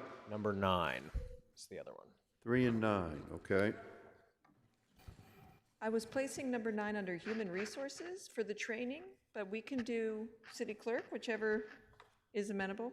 Well, I'm assuming that clerk of the council would be where the money would come from for training related to the council, but I could be wrong. We're not sure. Human resources carries a budget for training, but that would be up to the mayor, I guess, to decide that part, but doesn't. Do you have an opinion? opinion on that, or? Well, let's do the initial report, and then we'll get into the, the two resolutions. We'll take 9 up second, and we can figure out which department. Okay. What, number 3 is, really, anyway, all right. So city clerk, we took up on, let's see, that'll be April 18th, and the proposed amount there, $2,480,345, and that was ultimately straw vote approval of 7-0. And we heard about a number of things from that department. There were some significant changes to costs for the new fiscal year relating to reinstatement of a pre-COVID part-time position to support the council, as well as some of the presidential vote by mail and rising postal rates costs. We heard about some other new things that are coming up, discussed about clerk training and so forth. And then there was also, the question of what would be next if we were to do something more. And there was a discussion there about potentially redesigning the workflow in the office, which I think is the substance of the third resolution. Any questions before we get into that? Okay. Any questions on the budget? Okay, we're going to do the resolution next. Sure. Yeah. So let's see. I believe this is from our council president, Laredo, number 3, resolution requesting the mayor to authorize a review of the workflow structure and job descriptions of the city clerk's department. Okay, it's actually offered according to this by Laredo, Kalis, and Baker. Who would like to present? President Laredo. So this resolution comes forward at the request of our really outstanding city clerk, Ms. Moore, and councilors Kalis, Baker, and I fully support it. The impetus for this is as follows. First of all, as we know, a number of years ago under the Cohen administration, I believe it was, we consolidated elections within the clerk's office. As I think all of us know, elections has changed considerably over the last number of years in really a couple of very important and frankly time-consuming ways. One is just a matter of election integrity. I think personally we're extraordinarily fortunate here in the city of Newton that our elections have gone so smoothly, carefully, but that's always something that we as a democracy and a city which prides itself on upholding the standards of democracy need to be extraordinarily careful of. So that's issue number one, and there's a lot more work to do, I think, with election integrity. The second is with the onset of mail-in ballots, early voting. Elections are no longer showing up at the polls on a particular Tuesday in November and casting your ballot. They're a much more ongoing process. So that's one piece of this. The second piece is something that I think all of us are aware of. We have had difficulty recruiting people, particularly our assistant clerks who do, as we all know, invaluable work in assisting us and assisting the residents. They're really a direct, frontline facing group of employees who deal with the myriad of things that go in the clerk's office. But we're having a compensation issue, quite bluntly. And I know the clerk has spoken to us on a number of occasions about the difficulty she's having recruiting people to do really what I consider one of the essential jobs of government. And so this resolution calls upon really a review for the administration to conduct a full-scale review of workflow within the department, of compensation within the department, of restructuring within the department. I fully support this. I think this is long overdue. And again, this is the stuff that government is all about. This is essential work that we need to ensure is done properly in order to ensure the very integrity of our government. And so I'm going to urge us to support this resolution, and I hope that the administration will find funds to enable this work to get done within the next calendar year. Thank you. Okay, any questions or comments? Council Leary. Thank you, Mr. Chair. I think this is critically important. I'm fully in support. I've seen the amount of work the clerk's office has had to do. I won't repeat President Laredo's comments about the elections getting much more complicated with early voting and vote by mail. And I've seen how hard they work. So I absolutely agree that we need to look at this department and we need to figure out a way we can recruit better and that we can manage the workload better. So I'm in support of it. Thank you. Okay. Council Albright and Council Block. Thank you, Mr. Chair. I am 100% in support. The clerk's office really needs some help, and we, as the chair knows, the Finance Committee and the Public Facilities Committee doesn't have a clerk, and 2 good candidates turned the job down because it doesn't pay as well as it should. So this work needs to get done as soon as possible. Okay, Council Block. Thank you, Chair. I'm concerned about our requesting the mayor to review an office that reports to this body. Feels uncomfortable. I think the state legislature, if it wanted a workflow analysis of, say, their research bureau, they wouldn't ask the governor for permission. They'd need an appropriation, but they would take it upon themselves to do it. And I'm wondering, President Laredo, how you square this circle. Go right ahead. May I answer the question through the chair? So I think, Councilor Block, you raised an excellent point. The problem we have as a city council is we have zero power over the purse. We have no authority to raise, we do set the clerk's salary, but we have no authority, if I'm correct, to set assistant clerk salaries, election workers' salaries.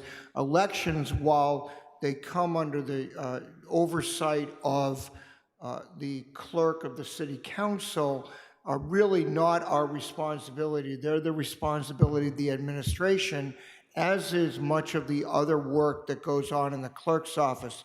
Vital statistics, for example, public records, births, deaths, things like that. So it is, I agree with you that in an ideal world, we would have control over it and we could decide how much money gets raised, but since we don't, we need to ask the administration to do it, which is why the resolution is framed the way it is. I appreciate we need to ask the mayor for an appropriation to undertake this, but we don't need to ask the HR department. There are consulting firms that will do this kind of work and that are expert at doing this kind of work. I totally support the purpose of this action, the review of the office and the job descriptions and the compensation and all of the responsibilities that they have. I'd feel a lot more comfortable if we were simply asking for an appropriation, and that the selection of the firm that would do this work, interacting with that firm would not be the responsibility of the mayor's office, but would be, frankly, the responsibility of your office, up to us through you. That would make me feel much more comfortable. If you say we really can't do it that way, I will abide by that. But I just have to share those concerns with you. May I respond briefly, Mr. Chair? Yes. Through you.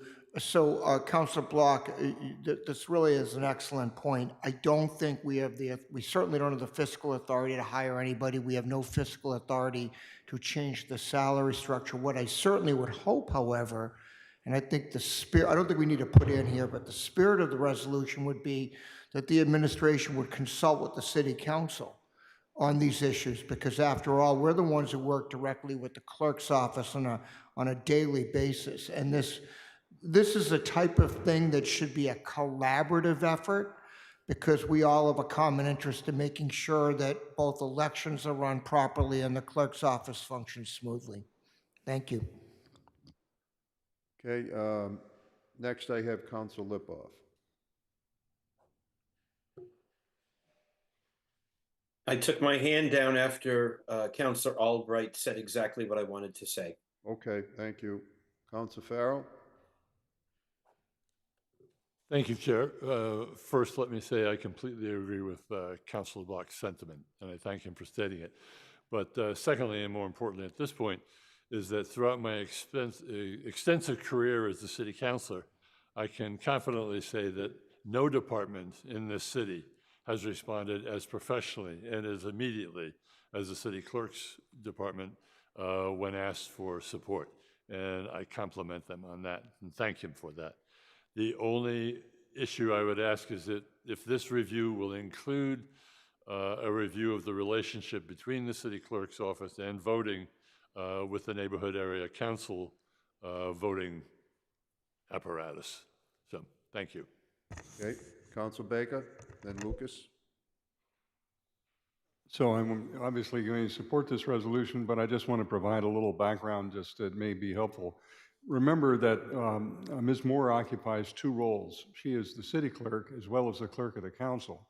In her city clerk capacity, we still make the appointment and set the salary, but the office is really an executive function in the sense of doing the work of the elections. That was an election division and not necessarily, Councilor Albright disagrees with me, but I think I'm glad to be corrected, but the clerk of the council role is a role that really is responsible directly to us.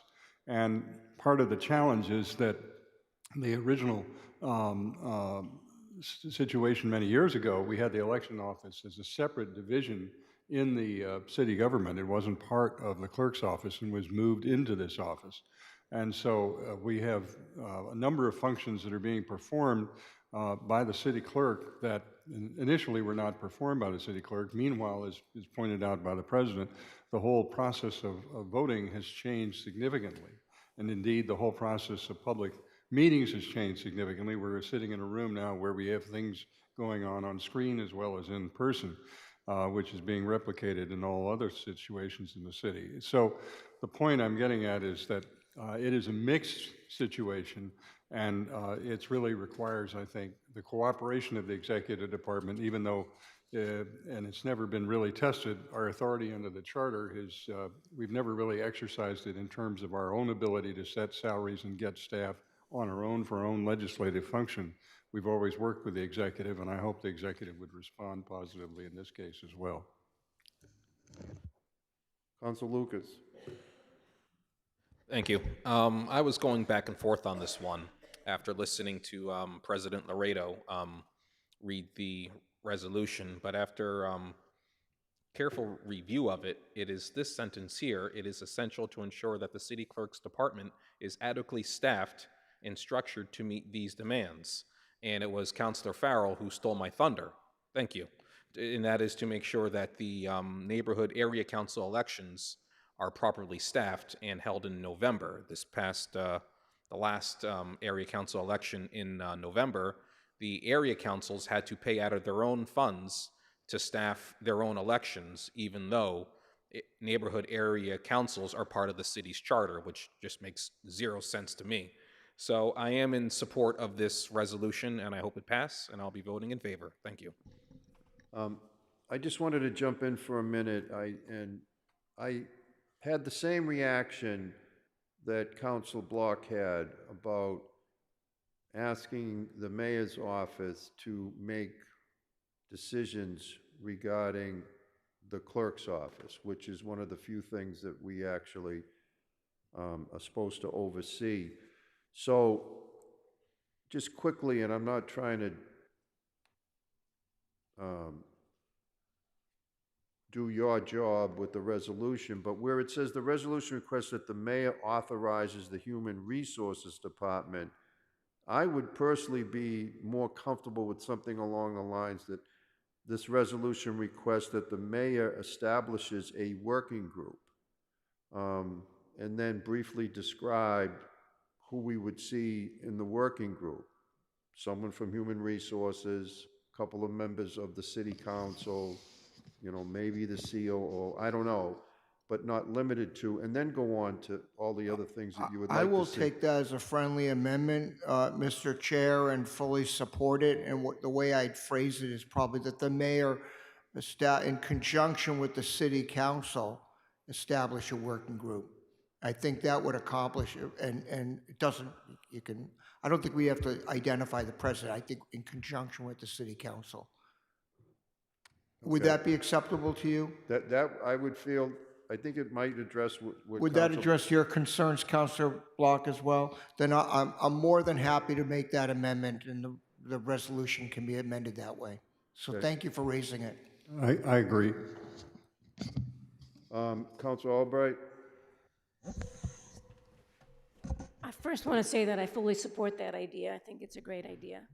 But one thing that I learned when I was the president was that the functions of the clerk's office have nothing to do with the mayor's office. The vital records, everything that goes on there is all under the clerk, which is under us. So, and it's to say that it's a very complicated structure is to say the least. Besides that some of the members of the clerk's office are part of unions that are part of the city hall workers. So it's a very complicated structure. It has nothing to do with the executive function at all. It all reports to us. And I think it would be great to have a working group that included the city council. Okay, seeing no one else, Councilor Laredo. Just to briefly respond to Councilor Albright, I actually just took a quick look at the charter. You're correct. The problem is that we have a gap between what the technical rules are and the practical way we run it, because we have no appropriation authority. Nor are we even given a global budget for the clerk's office, and then given the authority, at least under the way we've been doing it, for the city council to act. So I would hope that as part of this working group, if we establish it, we're going to examine exactly that, and because that would be part of a real reorganization effort. So thank you for raising that. I think that's a very important point. All right, can we vote on this? I don't see anybody online. So I'm going to ask that, that for a motion to approve the item, which is a resolution to the mayor regarding a review of the workflow structure and job descriptions of the clerk's department as amended, and that you'll get that language to the clerk so that she knows, you know, the language about the working group that you mentioned. I think everybody heard it and understands what we're getting at. So let me ask for a motion to approve that item as amended. Councilor Laredo, you're making that motion, seconded by Councilor Albright. Any further discussion? Let's try a voice vote. All those in favor, please say aye. Aye. Aye. Opposed? Abstentions? Okay, the motion passes unanimously. Councilor Oliver, you're the only person on resolution number 9. Do you want it to be taken up in the clerk's department or human resources? Our clerk put it into human resources. I can see why she did that, but you need to settle it. Where do you want it? Don't waste my time, Councilor Oliver. HR, thank you. All right. So we have the one resolution that's been approved. So we can move this budget, since the resolution has been dealt with. Well, we can't move the budget Would you because we prefer want to to hear wait on back it? from the mayor's office. So move So to can we have hold? a motion Yeah. to hold? Thank you. A motion to hold. All those in favor of holding the city clerk budget for now, all those in favor, please say aye. Aye. Opposed? Any opposed? Any abstentions? Okay, the item is held. Thank you. Okay, next we are on to finance budget. Where are we? Comptroller. Okay. We met with Comptroller Steve Curley on April 29. He noted the continuity in the office with most of their 6.5 FTEs having several years of service. They have an emphasis on cross-training within the department and achieving professional certifications in both government accounting and procurement law. He described the timelines of the annual reporting and audit cycles and the annual bond issue. Much of the external audit is now accomplished remotely through a portal that was set up during COVID. I can move it closer to me. The Comptroller's Office also holds several budgetary funds with restricted uses, including interfund transfers, workers' comp for the city, and reserve funds. This year, there was a large increase, about $2.5 million, in the current year wage reserve for unsettled union contracts. Mr. Curley also spoke about the retirement account, which is $58.7 million of the controller budget line of $68.5 million. The biggest item in the general fund's $44 million is the general fund's $44 million contribution to the pension fund, a 6.67% increase over the prior year. Essentially, the planned 6.6% adjusted by the actuaries for salary and FTE changes. The other big item is a $10.9 million for retiree health insurance. This is actually a $2.3 million decrease from FY24 due to the change from being self-insured to a fully insured plan. Councilors Albright, Grossman, and Humphrey expressed concern about the impact of increasing pension payments on the ability to provide services and hope that in future the retirement board could be persuaded to reduce the rate of increase as we get closer to full funding. But CFO Lemieux noted that we will still be only 64% funded this year, behind most peer communities, and that the administration is not interested in reducing the funding rate at any time soon. On a straw vote of 601, Councilor Grossman abstaining, we voted to approve the comptroller's budget of $68,519,241. Okay, I don't see any resolutions, so on the main budget of the comptroller's budget, are there any questions? Okay. I don't see any online. All right, so can I get a motion to approve the budget as recommended? Thank you. Seconded by Councilor Oliver. Voice vote, all those in favor, please say aye. Aye. Opposed? Abstentions? Okay, the motion passes. Councilor Grossman raised her hand during abstention, I believe. Councilor Grossman, you're abstaining? Yep. Okay, thank you. That's correct, for the same reason I did in committee. Thank you. All right, thank you. All right, so the motion passes, I believe, 23-0 with one abstention? Yes. Okay, thank you. All right. Next is the Purchasing Department, Council Malachy. Okay, we met with Chief Procurement Officer Nick Reed on April 29. They have 5 employees, 4 in purchasing, 1 in the mailroom and print shop. They handle about 100 bids and about 5,000 purchase orders annually. The only non-personnel related increase was for a new piece of rented equipment in the mailroom. They have been digitizing purchasing files with the goal of having all except the most recent be electronic to free up space in the vault. They are doing electronic execution of contracts and are working with IT to take electronic bids. They are also working on making it easier to find minority and other underrepresented vendors when departments are doing purchases under $10,000 when they don't have to require bidding. With print shop operator Steve Vizot retiring in January 2025, Mr. Reed said they will be rethinking how to accomplish the mail and print function without a full-time employee. With more remote work, less printing is being done than pre-COVID. And the high school print shop, which some of us visited this week, is willing to take over, and other options are using the state's printing services or a part-time employee. And on a straw vote of 8-0, we passed, actually I think that one was 7-0.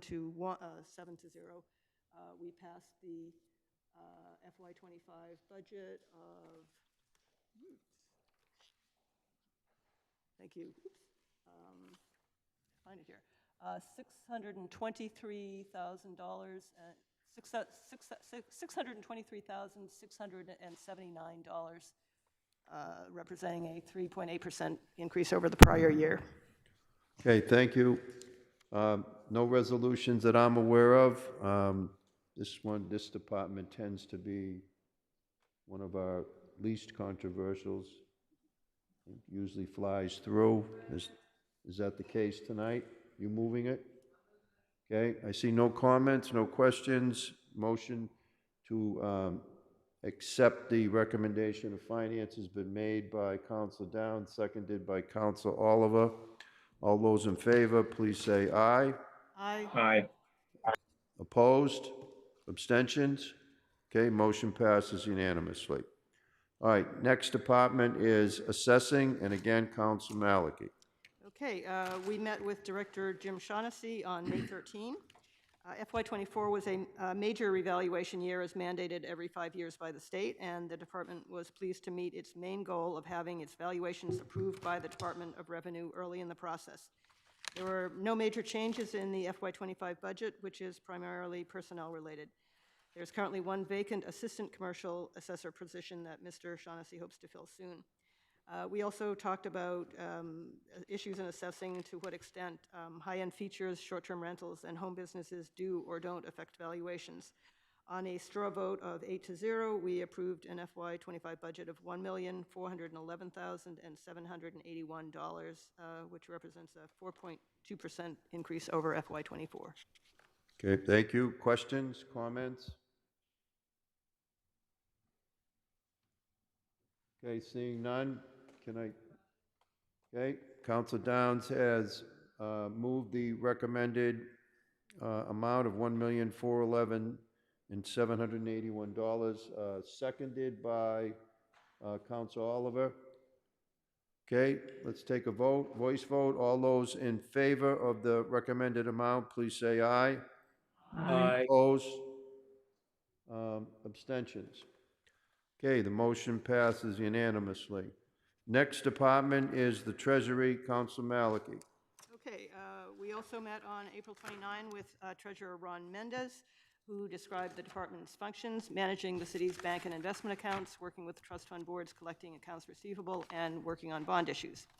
A major change this past year was implementing the PayMode X service to enable paying vendors electronically, while also providing strong fraud protection.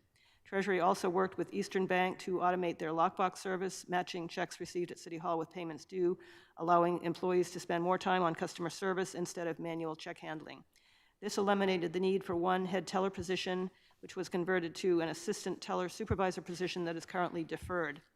Coming up, the department will be launching a new module on the website modeled after Find Mass Money, where people will be able to look up whether the city owes them money from uncashed checks. They are looking into allowing people to opt into receiving tax bills electronically, which would help mitigate future postage rate increases. Non-personnel related expenses are unchanged except for parking ticket collections due to a change in vendor. There was a new contract for managing the entire parking ticket program that includes interface with the Registry of Motor Vehicles and an online appeal process, and leasing the parking control officers' handheld devices. Debt service payments are about $26.6 million, and state assessments about $7 million, mostly MBTA, and they account for most of the department's total budget of $35,101,549, which we approved on a straw vote of 7-0. Okay, thank you. Are there any questions or comments on the Treasurer's budget? Seeing none, is there a motion? So moved by Council Downs, seconded by Council Oliver. All those in favor, please say aye. Aye. Aye. Opposed? Abstentions?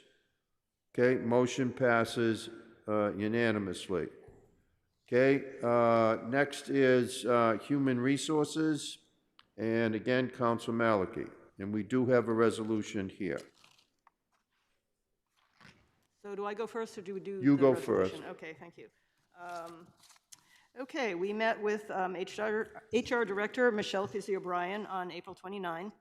She reported a successful year in HR, filling their own open positions, developing policies, and using technology and improving the employee experience, including the new employee onboarding program and new strategies for recruiting and retention. She reported some improvement in the employment market, but public safety positions particularly are still a challenge. Also in FY24, they transitioned 8,600 insured lives to Blue Cross Blue Shield, who they found great to work with, and have been working on employee wellness and safety and injury prevention. In FY24, they've also been working on racial equity, and they've held a supervisor and leadership development program with the Collins Center, and will be starting customer service and de-escalation training for over 120 city employees. Related to collective bargaining, work is underway on an overdue incorporation of side agreements with unions into fully incorporated collective bargaining agreements, which had not been done in many years. They hope to complete that work with all unions in FY25, which would be good to have done before the next labor agreements are negotiated. Counselors expressed concern about whether salary levels are sufficient to attract and retain people, including school nurses, as well as burnout in DPW. Ms. Pizzi-O'Brien said that with salaries, it depends on the position. HR is starting to focus on retention benefits, narrowing in on years 3 to 9, which is when we tend to lose people. By a straw vote of 7-0, we approved the HR budget of $1,311,303, and that's the report. Thank you. All right, so this is, we do have resolution number 9. I want to turn to Council Oliver, who is offering this as the chair of the Community Dialogue Working Group. Council Oliver, I suggest maybe you read the whole resolution and get it into the record, and then we'll discuss it. Great, thank you, Chair. Do you want the therefore or the entire thing? Well, I would do the whole thing. Fabulous. So, resolution requesting training to improve skills that build stronger relationships between the city and our residents. Excuse me, as witnessed during the NTA strike earlier this year, there is a strong divide between the city and many of our residents. This divide is based on a lack of trust, little perceived transparency, and a general lack of information sharing. Regardless of your assessment of that statement, the City Council and designated public-facing officials should be trained to engage the community using more productive, transparent methods. This training would enable participants to shift from being strong advocates of community feedback to being skilled at facilitating community engagement, building stronger relationships with residents, and in general, creating trust in Newton. Therefore, as the Community Dialogue Working Group, we request that the city fund the same training that NPS has already executed with their extended leadership team and principals, school principals, I should say. The cost for such training would be $25,000 for 30 people. And therefore, we further suggest that possible funding sources for this could be known vacancies or currently unfulfilled or unfilled new hires in staffing across multiple departments, as we've seen in our budget conversations, including DPW, legal, ISD, and others. That is until these roles are either replaced or hired. It's also possible that unallocated free cash or ARPA funds could also be a legitimate source of funding for this training. All right, and Council Oliver, I assume you're moving the resolution? I am going to move this resolution. Seconded by Councilor Downs. Do you want to add to it anything more, or you want to hear from people? Really, I just want to be able to kind of explain myself a little bit, because this will be new to a bunch of councilors. I've spoken to a bunch of you as well.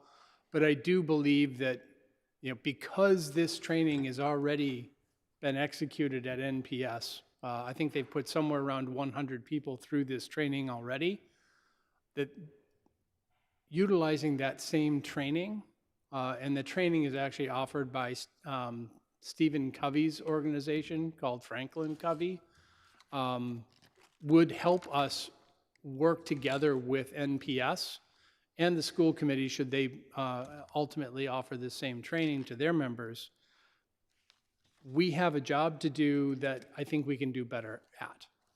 And that's simply, this training will help us, give us some of those tools and the methodology to work together with our residents in ways that perhaps we already understand, and I believe we can all do a little bit better at. I have spoken to Franklin Covey several times. That's where this pricing comes from.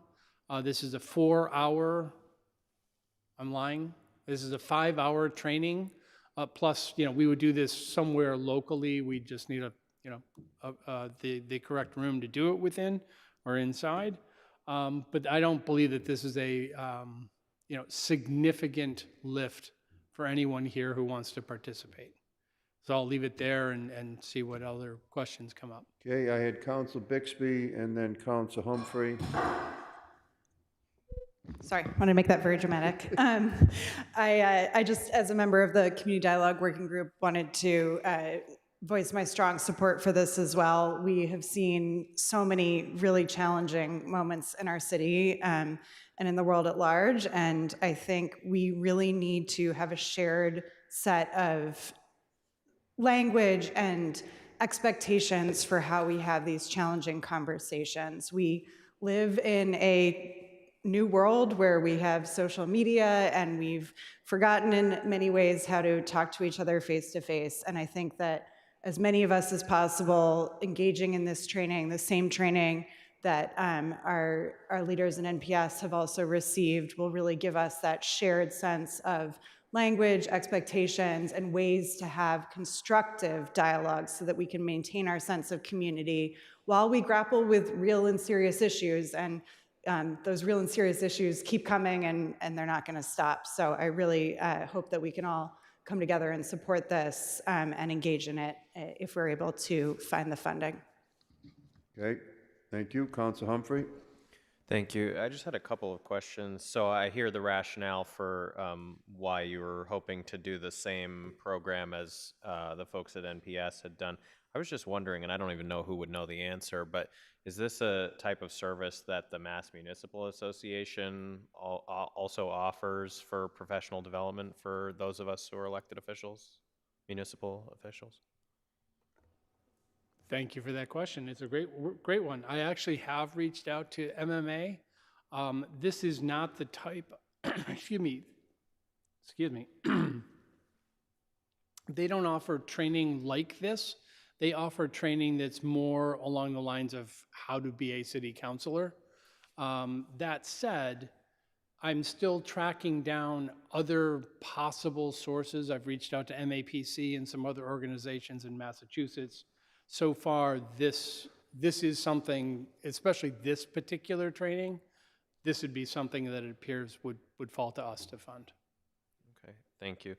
And then I guess I was trying to get a little bit of clarity on the line about enabling participants to shift from being strong advocates of community feedback to being skilled at facilitating community engagement.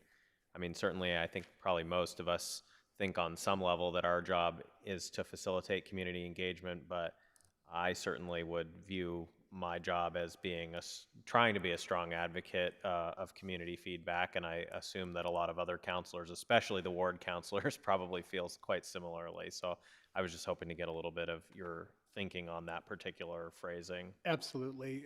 Again, thank you for that. I think that really what this boils down to is, and I've been, so the training is based on a book, go figure, right? I'm about a third of the way through the book, but really what the basic principle that this entire training is based on is how you engage with people to, as Councilor Bixby said quite well, we need to get people out of their polarized opinions. One of the biggest things we heard throughout of that entire process, right, within there or around the strike, was not only did I get my information from this guy over here to my right, but everyone over here on the left was lying. And we have to stop that. We've got to be able to bring those people together. And a lot of this training is how do you move people more to the center and get them to understand why this guy is saying A, B, and C, and why you're hearing it one way, but the people over here are saying A, B, and C, but they're coming at it from a different perspective. So they're not lying. You just don't agree with the part of what it is they're explaining. So that's really the shift in the mindset from advocating for it, in other words, wanting it, to be able to facilitate a more productive conversation. All right, well, thank you for answering those questions, and thank you for putting this forward. I've certainly been thinking a lot over the past couple months about how nice it would be if we could have longer conversations with people about complicated issues instead of just, a couple minutes or whatever. So thank you, Mr. Chair. Okay, Councilor Baker? So I'm generally sympathetic to learning about better human relations. I think this is an important part of our role, and we can do it better. I guess I was just curious whether the maker of the author of the resolution would entertain a couple of edits, because I think that to the extent that you're recommending that the public officials, you could say should be trained, I say could be trained. I would just say to enable participants to be being skilled at facilitating community engagement without necessarily categorizing their prior activity in a particular way, because I think that I just think that's a positive aspect of it, and I think you can get there without having to sort of make a distinction between what people are doing, because I think that a number of us think that function is legitimate as well. So I guess I would recommend just shortening it to the basics of saying, can you do this training, and go from there. You'd have to make the amendment yourself, but I would offer that as a friendly amendment if you're willing. I believe what I just heard is acceptable, right? If we were talking about the middle of that longer paragraph there, training would enable participants to become more skilled at. Yeah, and just be trained to become be more skilled at facilitating community engagement, period. I'm seeing other nodding heads. Is that a friendly amendment? That is acceptable. Okay. Councilor Humphreys with me, Councilor Bixby's with me. Councilor Malachy? Nobody's throwing anything at me, it's all good. Thank you. I was just wondering if you could explain, or if you have any information on how the training that was received by the school department people, how they felt about it, what they learned from it, and what they are doing differently as a result. Yeah, great question. I did speak with Dr. Nolan a couple of times about the reaction to the training so far, and it's only been, I don't know, maybe 3-4 weeks since they've run through the training themselves, so they haven't had much of an opportunity to really put it to work, right, to practice what they're learning.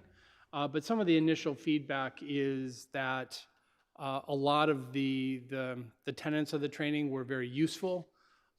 They found it very easy, and the leave-behinds, the things you walk out of the training with, everyone believes they're going to be helpful. I also believe that, a couple pieces of feedback I've heard so far, again, via the superintendent, are that this is the right thing to do.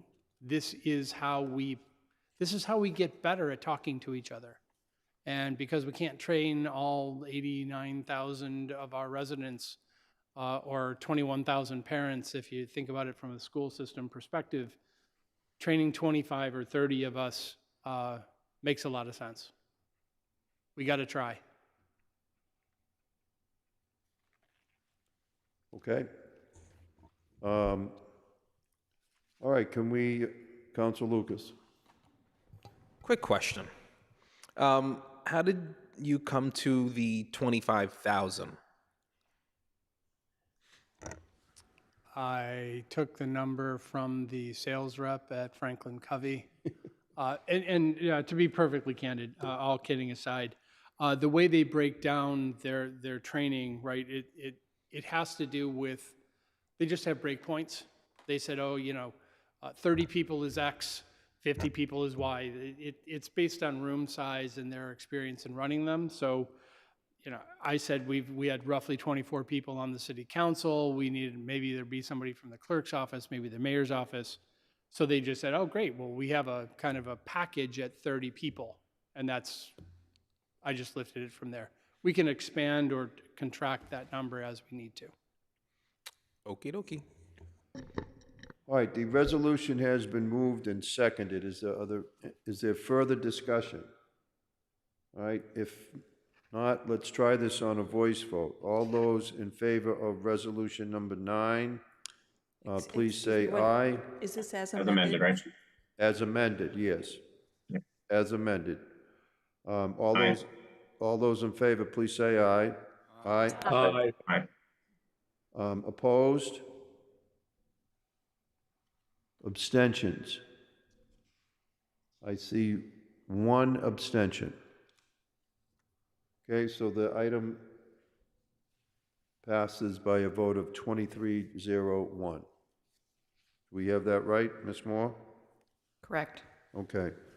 Thank you. All right, can I get a motion to hold this item so we can hear back from the administration? All right, motion to hold the item, seconded. All those in favor, please say aye. Aye. Opposed? Abstentions? All right, so the Human Resources budget is held. Next department is the Financial Services Department. Counselor Maliki. Okay. Finance Committee met on May 13 with CFO Maureen Lemieux and Financial Planning and Analysis Manager Perry Rosenfield. And Mr. Rosenfield presented for both his division and the payroll division of the department. Also present were Senior Financial Analyst Connor Roach and the new Financial Analyst Trevor Gehring, whose first day was the day the mayor gave her budget presentation.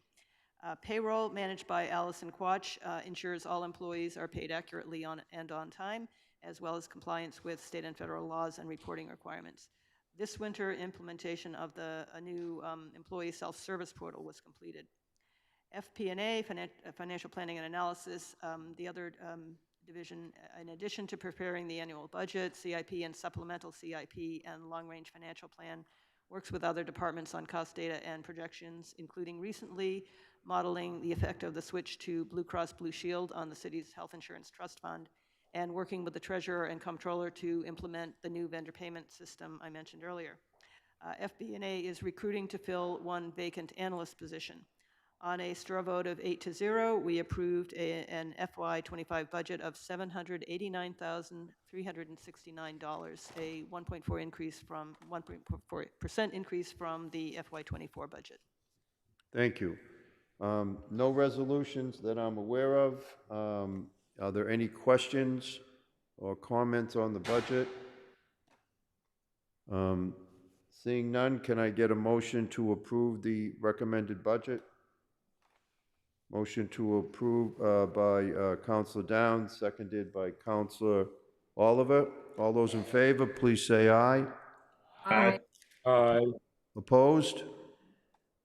Abstentions? Okay, the motion passes unanimously. Councilor Humphrey, you're up next. Information Technology. Thank you. So this was also taken up on April 18th, and we had a straw vote. I believe there are no resolutions associated, by the way. Anyway, we had a straw vote of 7-0 for an amount of $2,646,120. And the big headline point here is that we are in the process imminently to transitioning our 311 system to a new, better system and phone app. This will be the big public-facing change on the way. In fact, I don't know, that may have happened already because it was supposed to be May 9th, but I don't know. I hadn't heard that it has happened, so I'm not sure. But this is, in addition to having a new app, which we haven't had the app version for a few years now for our 311 service, it will include a GPS location service, which should make it substantially easier for people to report problems on the spot. They're not having to figure out what exact address they're at. They can just report the coordinates automatically. It was also mentioned that we had a good risk assessment that was done by a provider that was chosen through a competitive interview process. That was, that was the provider that was most appropriate for our needs and most experienced with our level of government. Okay. Are there any questions? There are no resolutions. If there are no questions or comments, may I have a motion to approve the budget as recommended? Councilor Downs moves it, seconded by Councilor Oliver. All those in favor, please say aye. Aye. Aye. Opposed? Abstentions? Okay, the motion passes unanimously. All right, at this time, I want to move to the last three departments that I believe have resolutions so that we make sure we get votes in on these resolutions tonight and get them to the mayor. So, Councilor Albright, you're going to be up. We're going to take up public facilities. There are two resolutions that are addressing or making recommendations to the supplemental capital improvement plan. So if you could just give the general budget report, and then we'll move to the resolutions. So we're talking about DP, what are we talking about? Which department? Department of Public Works. Okay. Yes, DPW, I'm sorry. Yep.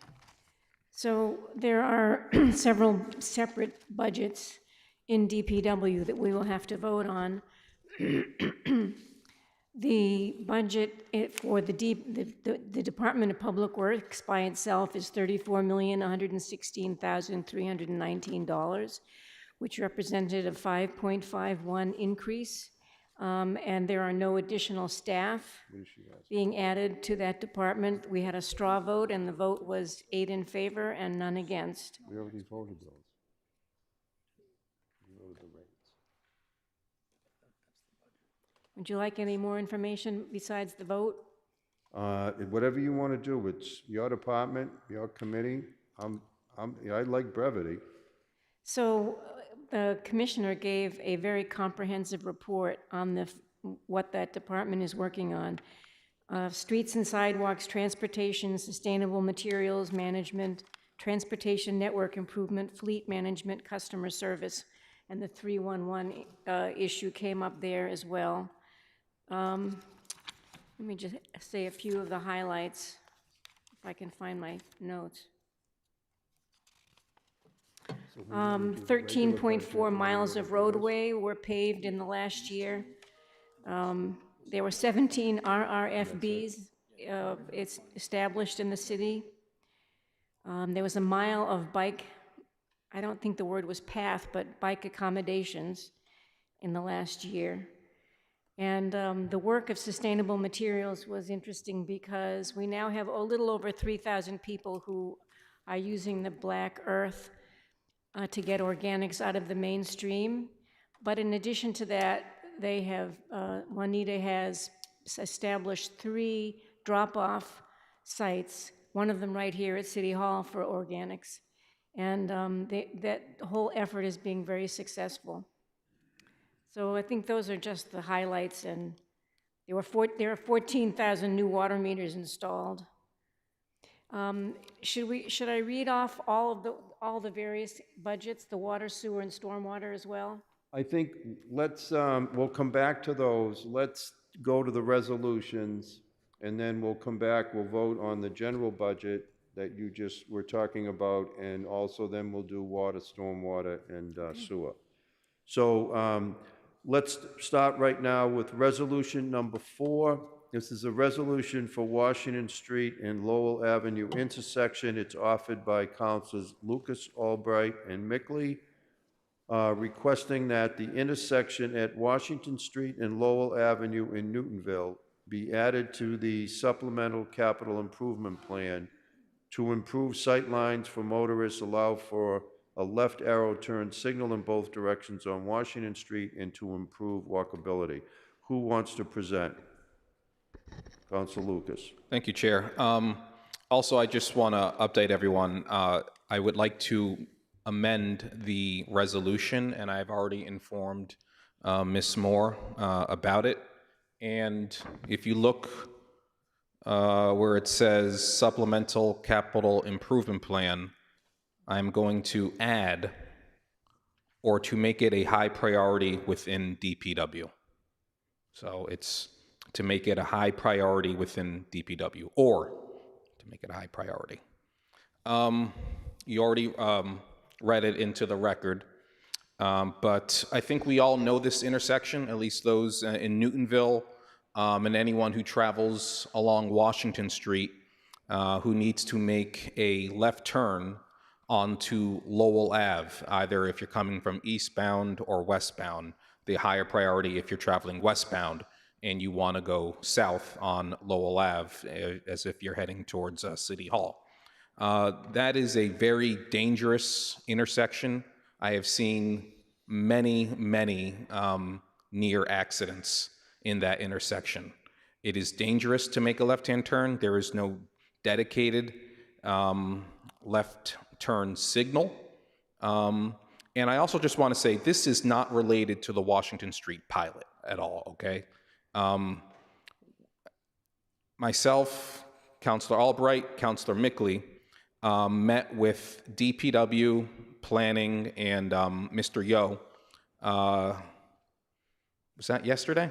Yeah, I think it was. I thought it was 2 days ago. Well, we met yesterday morning here in City Hall, and we were discussing this. And they are supportive of adding the left turn signal at this intersection.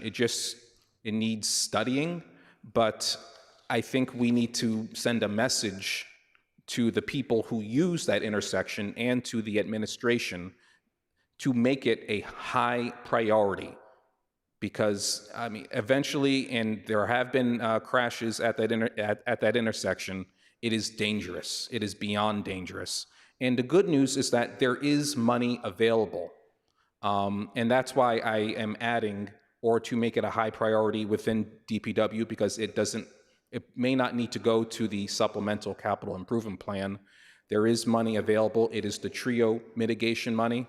It's in our budget books. We have over $400,000 to spend for offsite improvements. This is something that the Ward 2 councilors and many others will like to see happen. So that is why I put this resolution before us this evening. Thank you. So can someone from Ward 2, or anyone for that matter, just clarify for the rest of us, when you talk about sight lines, that isn't generally an expensive proposition, and creating a left-hand turn lane, that can be done with paint. But it sounds like you also are asking for new traffic signals, which can be pretty pricey. Is that correct? And do we have an idea on how much? That's correct. They're studying, Commissioner McGonigal said that he's actually studying that, and he thinks he'll have something in the next couple of weeks. It could be as much as $300,000. If it depends on whether the light can hold a new mast arm, and whether they'll definitely need a new mast arm. So he doesn't know the price yet. So, and are the Ward 2 councilors citing as a source the TRIO money? Because that would certainly influence my vote. Not that my vote is. It's certainly a possibility. Is it going to be part of the resolution? We didn't put it as part of the resolution. It's not in the resolution. I could always make a second amendment. Well, maybe just give it some thought. I just wanted to get a little clarification. Yeah, we can add as part as, and this can be funded through the TRIO mitigation funds, off-site mitigation funds. No, I just asked because there are a lot of these kinds of needs that we have in our different wards. And, you know, we would all like to get some kind of money for a traffic light. I can give you a couple spots in Auburndale, whatever. So it's like, why here but not there kind of a thing. I think what you have going for you is that you have this mitigation money, and if the mitigation money is the source, then you know, that's great, and that gives you a leg up, in my opinion. So anyway, comments, questions? Councilor Downs. Thank you, Chair. I am fully supportive of making that intersection safer and Washington Street safer. As you know, street safety is one of my top priorities. And it's great that you have some mitigation money to spend. If that's the Ward 2 councilor's top priority, I encourage you to spend it there if that's what you want. But our normal prioritization process should not be usurped for city money to go to whatever squeaky wheel is out there. We should use our prioritization process. I'm thinking of an intersection in Ward 1 where somebody was killed last year. So if it were totally open to us to figure out what's the most dangerous intersection in Newton, that's the one I would want to have upgraded, not the one that happens to be at the end of the pilot. However, again, you have a separate pocket of money, go for it. But I will not support the resolution just on that principle. Otherwise, I'm fine with you spending TRIO money. Councilor Grossman. Thank you, Mr. Chair. I feel similarly to what you just expressed and what Councilor Downs expressed, a combination of both of your comments. I so wish that we were able to take on more safety improvements in our traffic street infrastructure. And it's been one of my great frustrations in serving on the Public Safety and Transportation Committee the entirety of the time that I've been a counselor, that we don't have what I view as even close to sufficient funds to tackle these projects. And I certainly support improving the safety as the proponents of the resolution have laid out. But I do have concerns with using this forum to accomplish that goal. And if we are going to start doing that, then I think we're going to start seeing a very large pile of resolutions from every ward looking for different traffic and infrastructure improvements. And I just don't see this as being the correct or effective place to do that. And I think Councilor Downs really properly identified why. Thank you. Okay. Are there any other comments? Councilor Leary. While I agree that this is an intersection that really does need improvement, I can think of several others. I mean, the point about the prioritization process is really important here. So I don't think this is the best venue for it. Do I support doing the work here? I certainly do. Those 2 lanes of traffic coming at you makes it very, very difficult to take that left-hand turn if you're going west, especially. Anyone else? Councilor Lucas? Just to formally amend the resolution at the end, just a new sentence. This can be funded through TRIO mitigation funds, so we're not using any city funds. That's all. Okay. Councilor Albright. So, Councilor Lucas, is this intersection even in the capital improvement? I mean, I think regardless of the source of funds, I don't even think this intersection is on the list. It is not on the supplemental CIP, if that's what you're asking. Yes, so I mean, I'm hoping that people would agree that at a minimum, this ought to be part of the, one of the 300, 500, however many things are in the list, that ought to be on that list. Are you talking about the supplemental or the regular capital improvement? I don't think it's on either. You don't think it's on either? No. No, it's not on the supplemental CIP.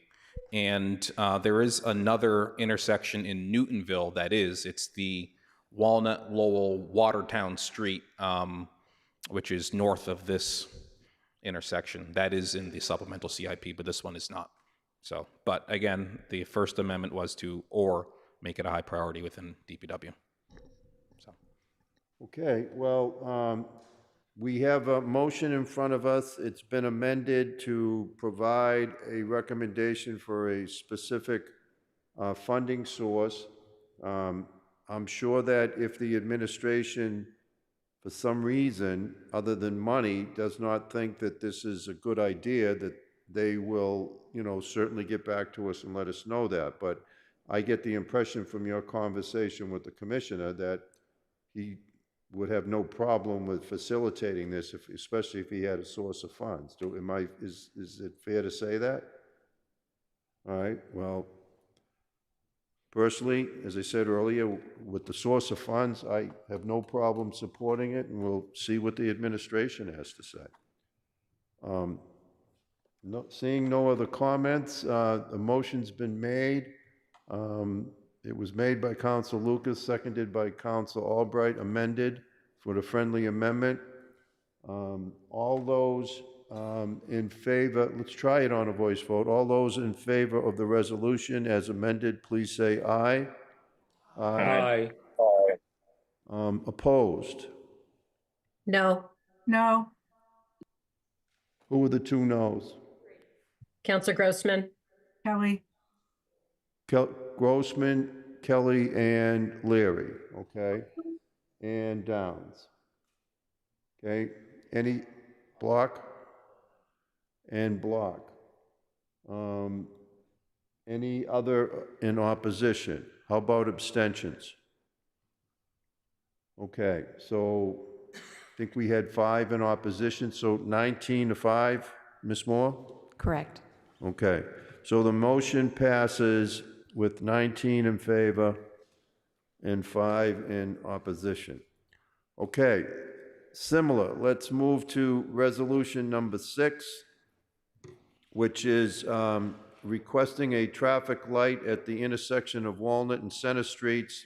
It's offered by Councilors Kalis, Bixby, Humphrey, Danberg, Lipoff, and Farrell. Who's going to present? Don't all volunteer at once. Council Bixby? I guess I can go ahead.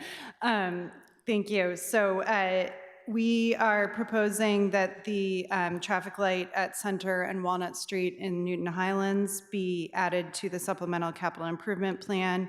As you are all aware, we have significant work that's been done at Route 9 and Center, Winchester, and more work will be done with the bridge at that location, and it's causing significant problems at the intersection of Walnut and Center. That light needs to be upgraded, and I believe it used to be listed on its own line and has since been subsumed in the Newton Highlands project, which is a longer term and with even larger project with even less certain funding. And so having this as its own line item, again, will allow it to be its own priority and perhaps its own sources of funding be identified, especially in light of all the state work that's happening. So I don't know if anybody else on it wants to add anything. Okay, I just want to make sure we're clear.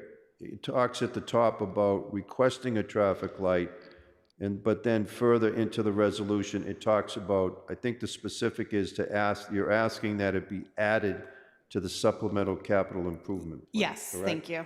Okay. All right, anybody else want to? Council Lucas? Yeah, I had the same thought as you, Chair, about the title or the subject of the resolution, but reading closely, the ask is to add it to the supplemental CIP, and for that I see no problem with that all, so I'll vote in favor. Thank you. Okay. Other comments? Vice President Kalis. Yeah, so this used to be its own separate line item. It's something that I've asked about every year for a few years. I think Councilor Lappin did as well. And so it just continues, and we just want to make sure there's no funding required here. We just want to make sure there's no deprioritization. Thank you. Okay, other comments? Go ahead, Councilor Humphrey, I'm sorry. Well, I'll just mention that with all the reconfigurations that have happened around there, it's certainly, I think, on the minds of many of the residents of wards 5, 6, and 8. I can certainly attest, recently having gone around door to door, that it's coming up quite a lot, and I know that it's been coming up a lot over the past year. Again, I think this item is mostly about breaking this back apart within the CIP structure, just so that it doesn't get lost in the shuffle if something else happens to the other larger project, as Councilor Bixby said. And you know, there is going to be more work and changes happening related to Route 9, related to the ongoing Needham Street project and so forth. So there are a lot of different things happening and moving parts there, but the situation has become quite severely bottlenecked and people are pretty upset about it. So I think it makes sense to separate it out. I don't even know if this would ultimately necessarily be a city project, or it might be a state project, as some of the CIP items are, depending on, you know, how exactly it gets handled as relates to all these other projects happening around there. So do I have this right? This would be replacing an existing light? There is a light there now, is there not? So, yes, Mr. Chair, there is, it does not sync with the new lights at Route 9 and Winchester Center. So the problem is that it backs up, they're very close together, and so it backs up, and traffic turning off of Walnut and then coming through from Center, coming off of Route 9, all end up at that one intersection. The 59 bus goes through there. You've got pedestrians coming to and from the T and Highlands Playground. And so if it was able to sync, if it was able to be replaced and upgraded and able to sync with the Route 9 lights, it would allow the flow to happen much better there. So has there been any discussion about an upgrade in the software that could possibly be done to sync the lights? Is that discussion, do we know if that discussion has happened? So Councilor Kalis and I have had conversations about this, and with the relevant folks at DPW, and I believe that's not possible. The whole box needs to be replaced. There's more technical words for it than I apologize I don't have on hand, but. There is some type of interim solution, whether it's what you're referencing, Councilor Gentile, or not. Either way, we want to make sure this has its own space in the CIP. Okay. Councilor Block? I was confused about this because I was pretty sure there was a traffic light at that intersection. So would it be considered a friendly amendment just to change the heading to requesting an upgrade of the traffic light at that intersection? That's what you're headed for? That'd be great. My apologies. This is my first resolution, so thank you. Okay, is that So it sounds like that's accepted by Councilor Bigby. That's considered friendly by the makers of the resolution? Okay, Councilor Downs? Thank you. So am I right? This is merely breaking this off from the Newton Highlands improvement project and putting it back on the CIP so that since that project is probably going to wait a few years, this can be reweighted? All right. In that case, I'm supportive. This is definitely a major traffic backup, and we were all expecting this light, this signal to get updated as part of that project, and that project's been put back a few years, and I don't think it can wait. So we've got to at least reassess it. Okay. Councilor Grossman? Thank you. This traffic light and the backup there drives me crazy. I get stuck in it all the time, but I'm still opposed to this for very similar logic to the last item, so I'm going to vote no. Thank you. Okay. All right. Seeing no one else that wishes to speak, I'll just remind folks that it's been approved and seconded, but it's also been amended to read an upgrade of the traffic light, not necessarily the replacement of the existing light, to explore an upgrade. Any other discussion? All right, why don't we try this with hands? All those in favor, please raise your hand.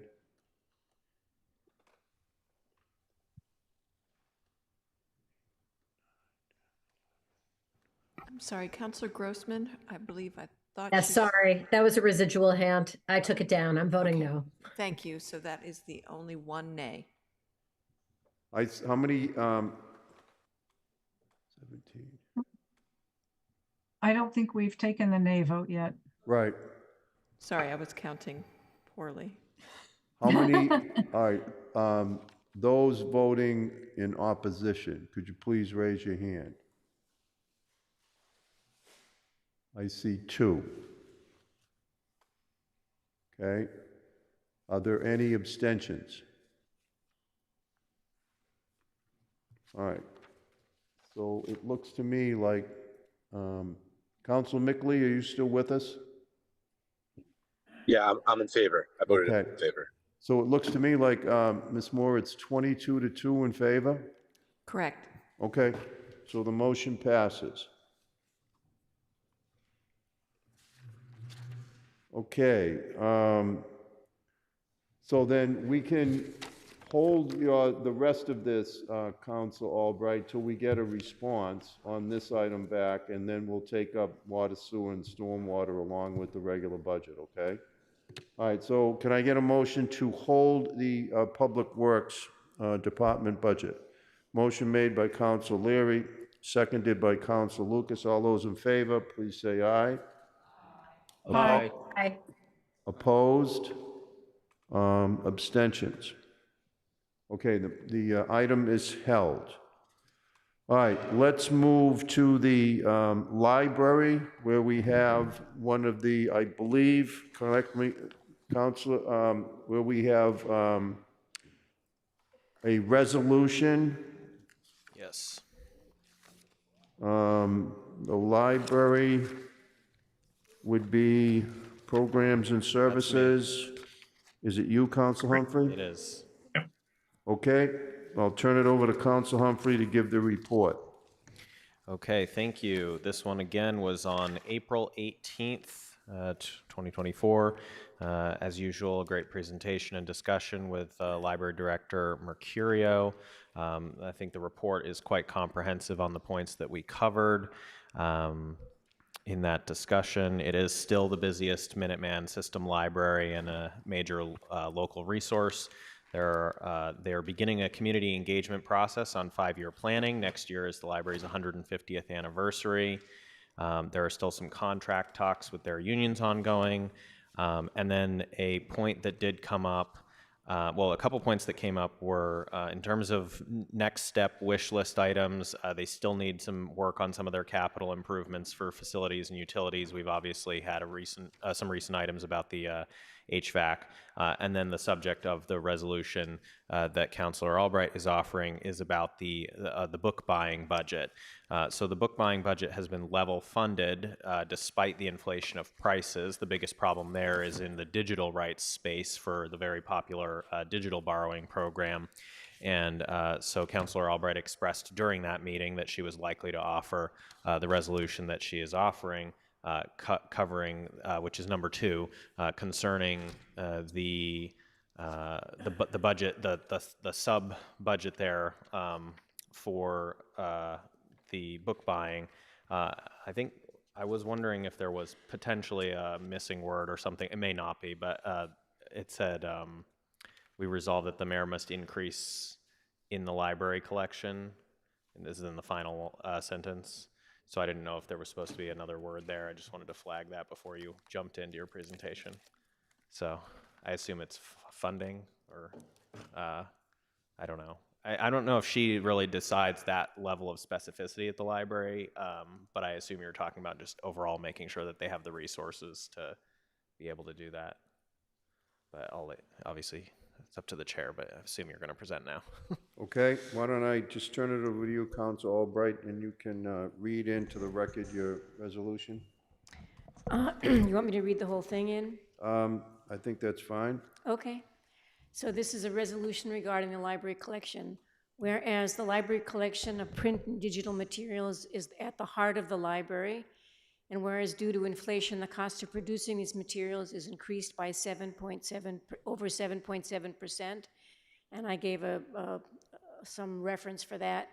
Over the past years, due to inflation in the cost of paper caused by world events, as well as the publisher's increase in the cost of ebooks, and whereas the library's collection has been level funded for the last 2 years and is level funded again for next year, which actually represents a decrease in the ability to purchase materials due to inflation. And whereas in the last fiscal year, there were about 45,000 library card holders, 402,000 visitors to the library, and a circulation of over 1.7 million items, we can see the large percent of Newton residents who benefit from our library collection. And therefore, we resolve that the mayor must increase the library collection. It's not, the word "in" shouldn't have been there. Thank you, Councillor Humphrey. Must increase the library collection to at least keep pace with the inflation, which is estimated at 7.7%, representing an increase of $53,000. So that would be 7.7% of 700,000, which is the figure currently in the collection line. I think it might still need the word funding after collection. Increased funding, that's fine. That would make sense. Okay, so the resolution is moved by Council Albright. Can I get a second? I'll second. Second by Council Danberg. Can I just speak to it Sure. for a second? Go right so, ahead. Some folks have said, well, we have the Minuteman collection, you know, why we can stand to not buy things. And the point is, if every member of the Minuteman collection level funds their collection the way we are doing, we won't have Minuteman or anybody else to look to for new books that are coming through. In terms of a funding source, I've been asked about that as well. It could be that the mayor is unable to find funds to fund this right now, but we all know that in October, free cash will be certified.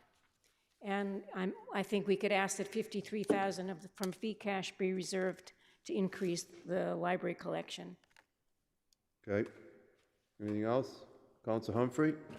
So just to add some clarification as well to the resolution, and because it was well pointed out, you know, we are within a larger system, and so for physical materials, you can often borrow things from other libraries, and that's great. But as the director explained, the big problem here, the big cost driver here is actually on the digital side. And the way that those licenses work is typically that there's a certain number of quote unquote copies that can be taken out at the same time. And that is not something that can easily be cross-supplemented within the system. It's unfortunate, I guess some might say that that's the way that it works, but that is the current setup. And so because of that driving the cost and that being such an increasingly popular segment of our borrowing, that is a challenge that we probably do need to address locally if people feel that it's a problem. Thank you. Okay. Council Leary?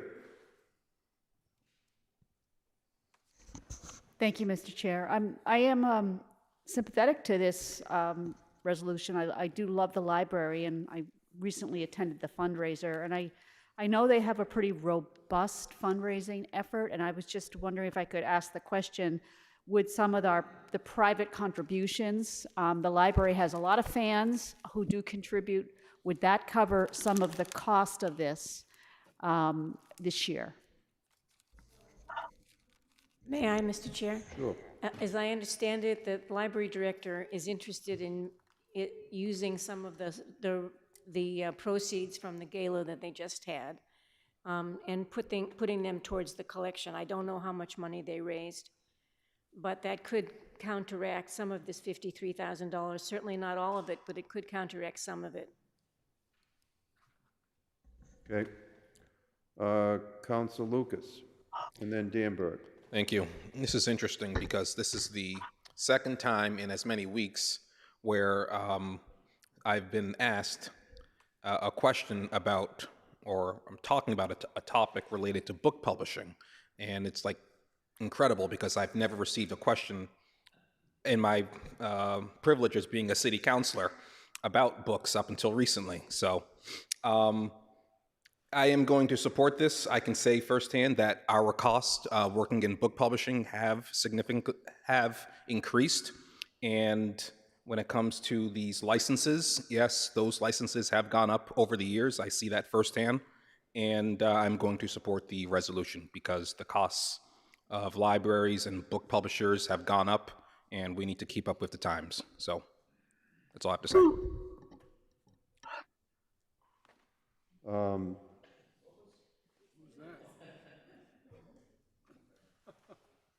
Councilor Danberg. Thank you, Mr. Chair. Yes, I will be supporting this resolution. I think it's a very important one. As it has been said, we have level funded for at least the past 2 years. Our costs have gone up significantly in the library with inflation at over 7% in past years. We clearly cannot do what we've done in the past. We really cannot go on like this with the library being such an important resource in this community and in the region at large, because we have so many people from other communities far and wide who come to the library and use its resources. So I am in support of this, and I hope that that we will pass it. Okay, Councilor Kalis, Vice President Kalis. Thank you. I fully support this. I think that the library is a jewel of our community. And firsthand, I know that we don't have enough licenses. There's a very long waiting time. I think that it's a shame that we haven't funded in the past as we should, and I think now's the time. Thank you. Council Block. I was just looking at the total for the library budget. This book does not indicate what the projected spending is for this year, but this year is 10% increase over the 2023 actual. I take the point about the level funding of the line item on books, manuals, periodicals at 700,000. And I guess most of the increase is personnel. I don't know. I haven't done a deep dive into this one, but I'm wondering if there's moving of funds around here that the authors of this resolution have considered. Thanks, Chair. Okay, Councilor Albright. As I understand it from the mayor's office, there is an increase because the library director was asked what's her most important problem. And we've all been receiving emails from a certain person who keeps talking about how slow the computers are. And I think they're quite old in the library. So the library director said that replacing all the computers is her first priority. So that I haven't looked at that line item, but I know it's in there. And that was a recent free cash item, actually. Pardon? That was a recent free Oh, there cash was a item. recent free cash item? Okay. We took it up on the same night, so it was confusing. Okay. All right. Okay, Councilor Laredo.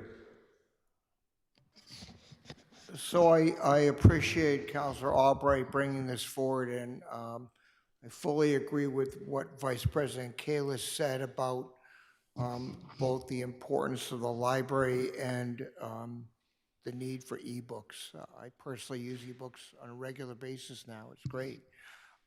In response to Councilor Block, I'm looking at the budget book, and I'm not seeing the 10% increase that you are talking about. Yeah, I see a 2.69% increase. It's on the library budget. in the big budget book. It's on the fourth page of materials. I was comparing this year to last year. 2023 to 2024 is a 10% increase, then yes, it's a 2.6%. But these are just, I won't say they're just, but these are the budgeted numbers, not the actuals. It'd be nice to know what an actual projection is. I mean, this deep into this fiscal year, somebody probably knows, but it's not included in a column in this document. But I take your point. It is just a 2% increase from this year's budget to next year's budget. So what's the spending this year? It's not here. I don't know what that is. So the last year that we're given actual spending is fiscal year 23. I think if you go further into the budget book, you can see the department detail that might. Well, that's what I'm looking at. Page 3. I'm looking at the 5,785,548 as the total actual spending for 2023. The budget for this year is 6,389,766. That's a 10% increase. That's pretty substantial. It looks. I mean, it's not in the budget for buying books, etc. Those increases. I mean, the first personnel line is a pretty big jump. You'd have to kind of tease it out and see where the rest of it is. That's my only point. I'm certainly, Mr. Chair, Yes.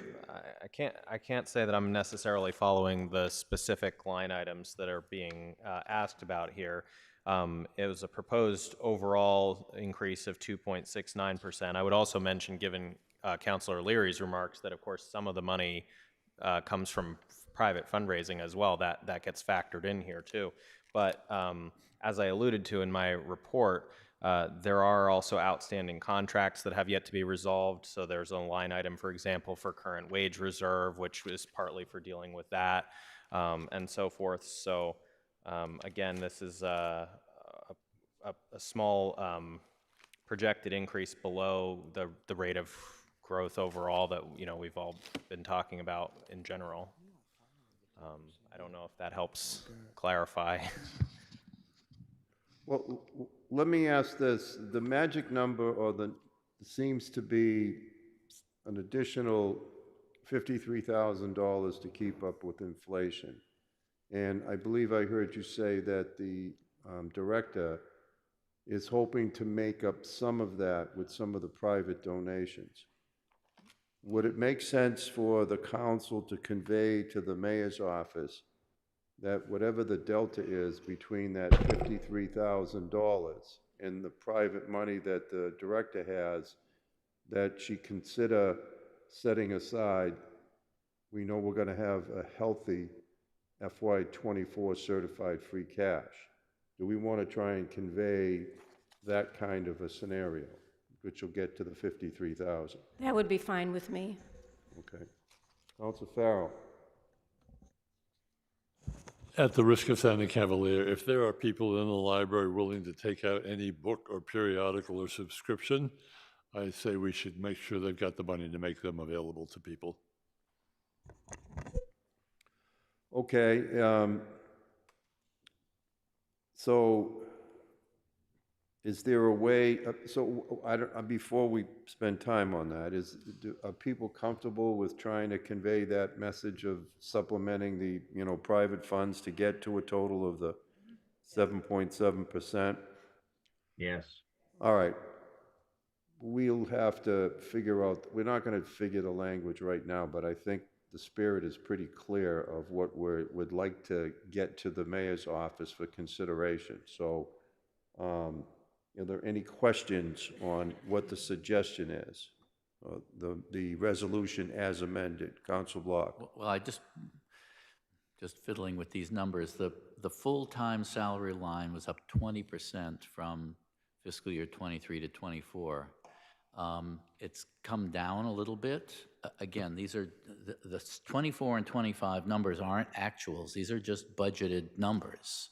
So we don't know what the actuals are going to be for this year. But I think looking to see are there vacancies that weren't filled this year? Do they need that level of funding? And if they do, I'm not contesting that. I just, how is this money distributed? Well, I think that separate from the resolution, it's a good question. We can ask the chair or the vice chair. I mean, the vice chair is the one that oversaw the budget, or it's up to the chair and the vice chair if they could get clarification on that particular line item.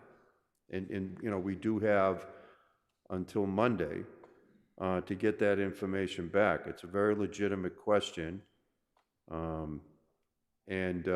I would suggest that you get together with Council Krinsman, Council Humphrey, and just make sure it's phrased the way you want it, and just ask for an answer. There may be a very logical explanation. See, in the old days, this is my first old days story, this room used to be filled with just about every single department head, believe it or not. No exaggeration. And so if a question like this came up, you would simply turn to the library director and say, can you please answer this question? We got away from that, and I understand why, years ago. But every now and then something like this comes up, and so it's perfectly appropriate to ask for a written explanation. Councilor Albright. Oh, I'm not following Councilor Block's analysis. Maybe you could help. The library summary says that personnel services went up by $100,000. Over a $4 million budget, it went up $100,000. And then it's broken down by personnel, by administration, and the various parts. And actually, in one area, the salary went down $19,000. So it's only a $100,000 increase over a $4 million personnel budget. Councilor Albright, I'm looking at page 2. Oh, yeah, sure. The main library personnel services, the first line, 511001, full-time salaries.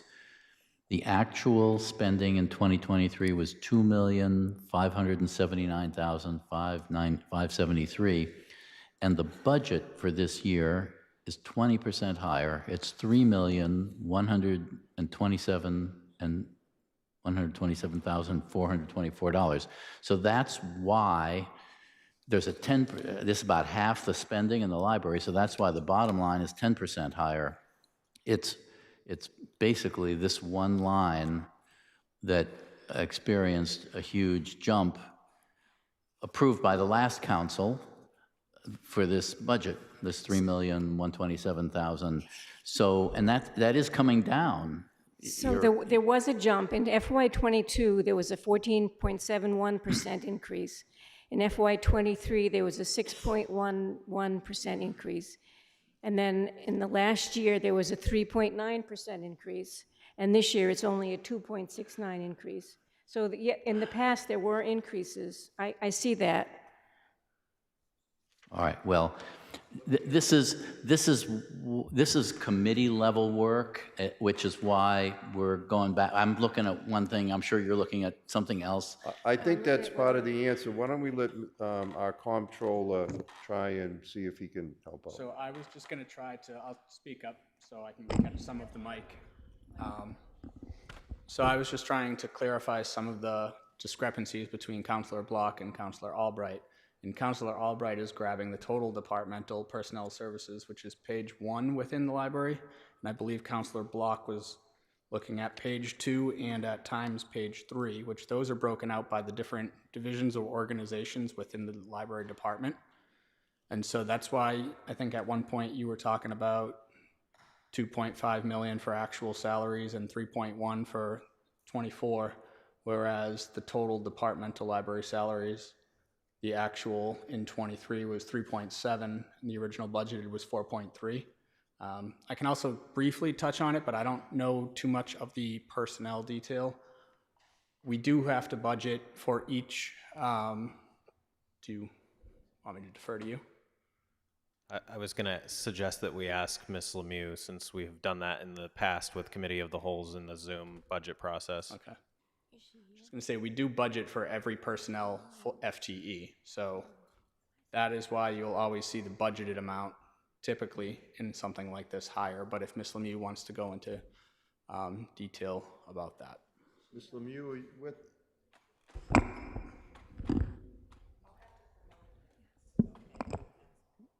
Well, we're Okay. Ms. Lemieux, we're going to promote you to see if you can weigh in on this, please.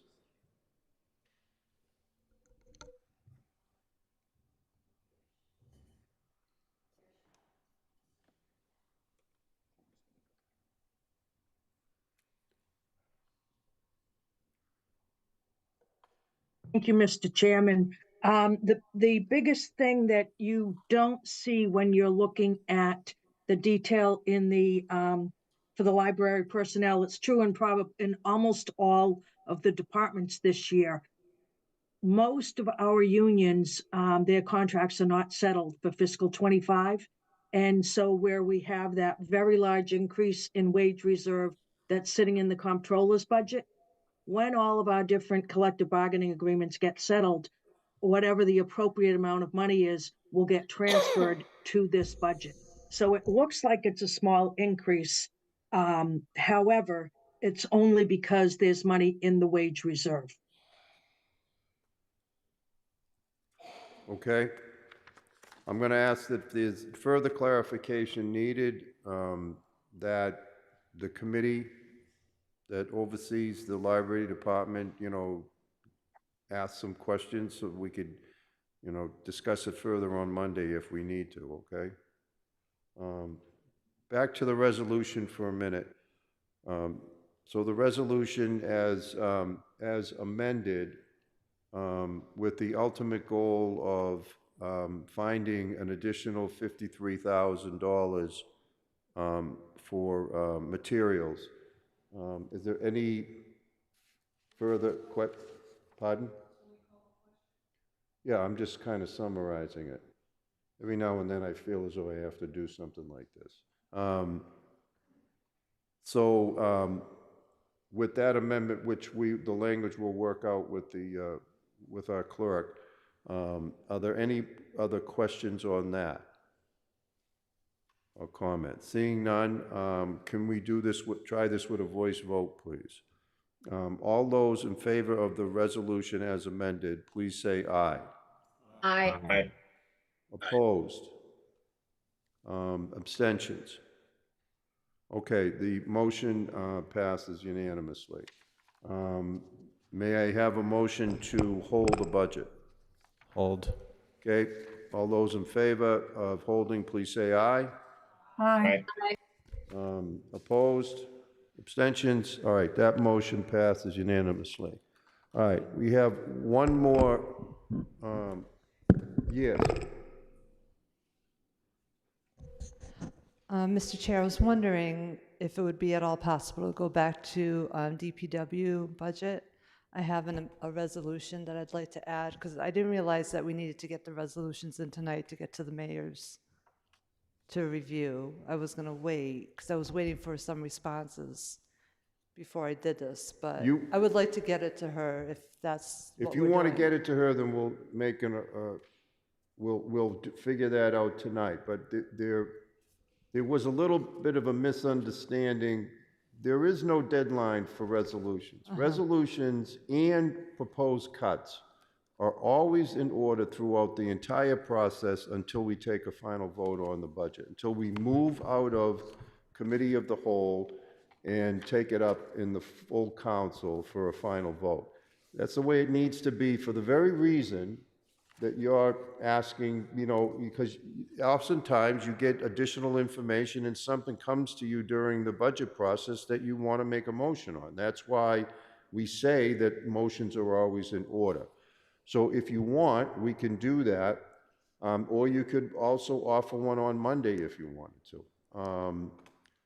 But let me do this. Before I go back to Public Works, we have one more item that I want to get through, which is, I believe, and correct me if I'm wrong, Ms. Moore, that I think we have one more resolution, possibly a second, to take care of, and then we'll have all the resolutions to the mayor. And the resolution I'm talking about is number 5, which is Parks and Rec on artificial turf fields, and I think, you know, we'll be done. Correct. Okay. So let's, programs and services, Parks and Rec, if you could give your budget summary, and then we'll talk about the resolution, and then hopefully we'll have you out of here at 10 o'clock as promised. All right, thank you, Mr. Chair. So this is a proposed budget of $9,126,430, and it received a straw vote in favor of 6-0 to 1, Councilor Baker abstaining. The reason that he gave for abstaining was that he did not agree with the management plan of the Wobbin Hill Reservoir vegetation cutbacks, I believe, if I'm stating correctly your position. You're correct. I've since had a conversation. I now am prepared to support it, but go ahead. Excellent. Glad to hear that. And the highlights from the department this year, 3 new in-source tree care employees. This is actually the same funding amount as the previous contracts. Notably, we're beginning to break even on the loss of public trees versus new trees planted annually. There's a new leadership position to strengthen community programming, events coordination, and staff work related to those. We're putting more funds this year into grounds maintenance, which continues to be an upward trajectory there from a relatively low base budget. And in terms of wish list items, they continue to hope that at some point they will have additional funding to work on forestry, things that had been included as in the proposed operating override that did not pass. And that's the basic major points besides what is stated in the report, or highlighting what's stated in the report. And we will now hear a resolution from Councilor Malachy, number 5, regarding additional artificial turf fields, and that is also co-signed by Councilors Block, Kelly, Wright, Farrell, and myself. Okay. Let me read it into the record, and then I'll turn it over to whoever. Councilor Malachy's going to make the presentation? I will have comments to make, Pardon? yes. I will have comments to make, yes. All right, well, let me read the resolution into the record, which is in recognition of concerns regarding artificial turf, including environmental impacts, local heat islands, chemical and microplastic shedding, and life cycle greenhouse gas impacts, lack of evidence of recyclability, short-term health risks, and long-term health risks to both athletes and general public from the increased body burden of exposure to micro, nanoplastics, PFAS, and other chemicals, and the unknown future disposal costs of used artificial turf that may come to be considered hazardous waste. We request that the plan for artificial turf at Albemarle be removed from the capital improvement plan, and the designated $2.2 million of ARPA funds be used for other purposes, and that no additional artificial turf fields to be planned on public land in Newton beyond the already approved replacement field at Newton North High School. And again, this is offered by Councilors Malachy, Block, Kelly, Wright, Farrell, and Humphrey as a resolution, and there is a considerable amount of backup information that was provided with the resolution. So, who would like to start? If I may, I just wanted to add that Councilor Downs asked to be added as a co-doctor. She had Okay. been able to read it completely before. And I'd also like to note here, I know we had extensive debate pretty recently when we discussed the funding for Newton North. But for the councilors who were not here last year, I particularly wanted to include the statements from Green Newton, the Newton Sustainable Materials Management Commission, the Democratic City Committee, Climate Crisis Subcommittee, the Charles River Watershed Association, the Sierra Club of Massachusetts, and I noted the public hearing that we had early in 2023 where various experts testified. There is so much information and reasons for concern about artificial turf that it's hard to know what to include, and I won't rehash all of those, but I'd just like to sort of go back a bit. Thank you. Okay.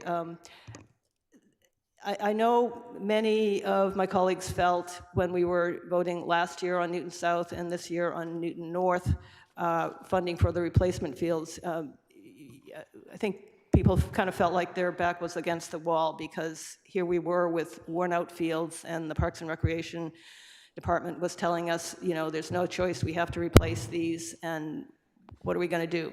So that funding passed. So that's happened. But the reason we were in that position was about 13, 14, maybe it was 15 years ago, 2009, 2010, I think. A previous city council, after what I vaguely recall was pretty contentious debate, decided that artificial turf was the way to go. Apparently it looked like the nice, easy, clean solution to better playing fields. If we continue to go that route, we are putting a future city council in the same position as we are in now. Every additional artificial turf field we create now, somebody's going to have to deal with in 12, 13 years. I'd like to point out page 2 of the backup information. I started asking about recyclability back when the Finance Committee was hearing the funding request for Newton South. And, you know, we were told, don't worry, it's going to be recycled. I asked repeatedly, so where is it going? Who's doing it? What's happening?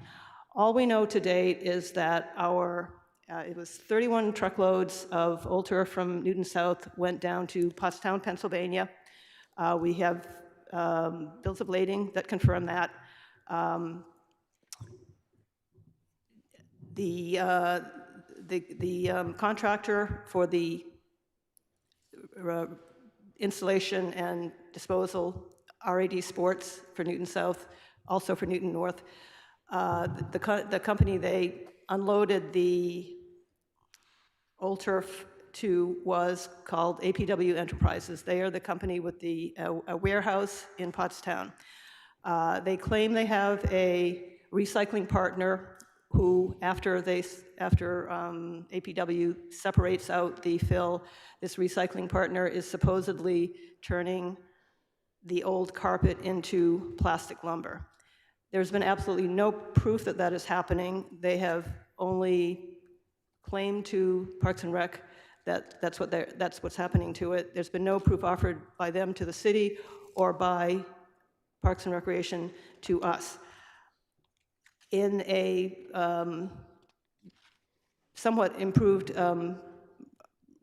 invitation for bids for Newton North, we requested that any bidder provide a minimum of 2 recycling facilities that the city would be able to review and pick from to do the recycling.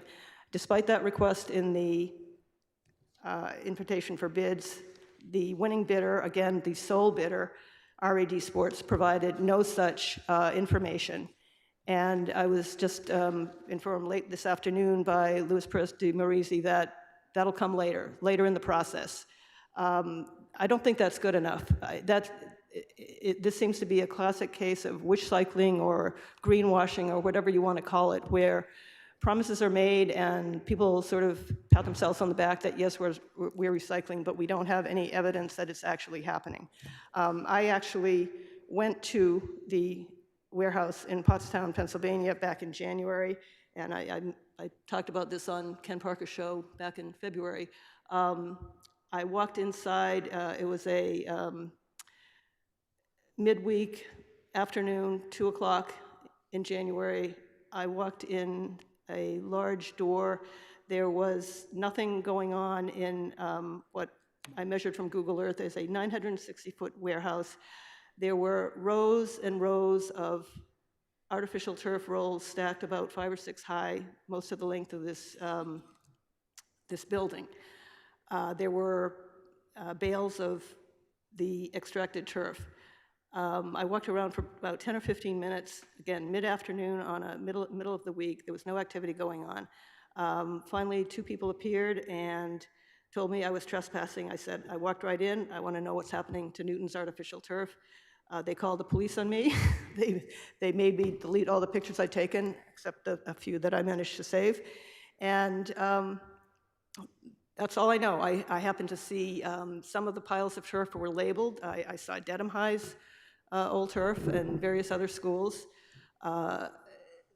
So we know it's there's turf sitting there in the warehouse, but there appears to be very little activity going on, and they have given no evidence that anything has happened with the old carpet. Moving back to Newton North, again, RD Sports provided no information about who might be supposedly recycling the old Newton North field. They did not even offer APW Enterprises as an alternative. What all that says to me is that nobody has a clue how they're going to recycle it, where they're going to recycle it, and they want to just keep telling us that it's going to happen without having to document it. I don't think that's good enough. I don't think we should be creating more artificial turf fields that somebody else is going to have to deal with without even knowing and confirming that we can rely on the recycling of the artificial turf that now exists. All around the country, there's piles of old turf sitting in farmers' fields or in the back of industrial areas or garages or in the woods. If there were a way to be recycling artificial turf now, we'd be hearing about it. It would be happening. So that's just one thing that should give us pause, and we should be demanding better answers before we vote for any additional fields. I won't go into all the health concerns. Some people think that it's worth the risk. We want kids to play now, but we've got to think long-term and not pass this problem on to the future. Thank you. Okay, Councilor Danbury. Thank you. First of all, I'm going to support this. And I applaud Councilor Malachy for bringing this forward. When we took the vote on the replacement of the Newton North field that has aged out and needed to make a decision as to the direction that we were going to take there, I voted in favor of going ahead with the replacement with artificial turf, because in that case, we are the only school, would have been the only school in our division that did not have a turf field. And it's so heavily used that we would be unable to run the athletic programs that we have if we were not to have it replaced with artificial turf. And I'm sorry that that is the case, but it is the case with that field. So I decided to go ahead and vote yes on replacing with artificial turf. We are trying very hard in this city and in many municipalities to remove plastic and other contaminants from our environment. We're attempting to recycle. We are trying to get rid of all of the types of plastics that we can that are harming our environment and contaminating our seashores and our oceans. And artificial turf is doing no good to our environment at all. As Councilor Malachy pointed out, and has pointed out on many occasions, the recycling of these materials is dubious, if not non-existent. There are professionals in many sports who refuse to play on it. I know that there is a soccer player that we would very much like to have come and play in Foxborough, and he won't come here because he won't play on artificial turf. We really should not be turning more grass fields into artificial turf. I think we need to look to the future. We need to decide what we're going to do, and we should not be further contaminating our fields with materials that could be and are in all likelihood are harmful to our children and anyone who plays on these fields. If you look at the groups that have issued warnings about artificial turf, they include Green Newton, the Newton Sustainable Materials Management Commission, Newton Democratic City Committee, Crisis Subcommittee, the Charles River Watershed, the Sierra Club.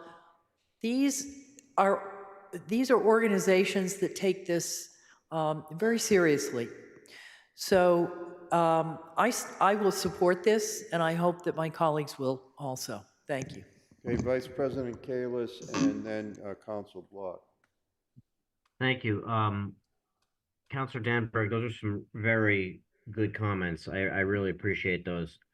I think, though, I'm going to abstain on this. I agree with you, Councilor Danberg, that we don't have the fields necessary for our kids to play, and that's why I voted last time for the artificial turf, and why I'm flummoxed right now because we don't seem to have the right answers. Councilor Malaki's experience doesn't really lead me in any direction, except that there's a warehouse in Potsdam where there's a lot of artificial turf. She didn't get answers, and it's kind of like working with our Parks and Rec right now. We need answers, and that's why I'm going to abstain, because I need an answer. I need to know if these are being recycled or not, yes or no, and I think we have to demand that. But there is a balance here between the mental health of our students and them having the capacity and the ability to play on fields versus the not having those fields. So that's why I'm right in the middle. And I feel like we just have to have, it would have been great to have Parks and Rec here, their leadership, to respond.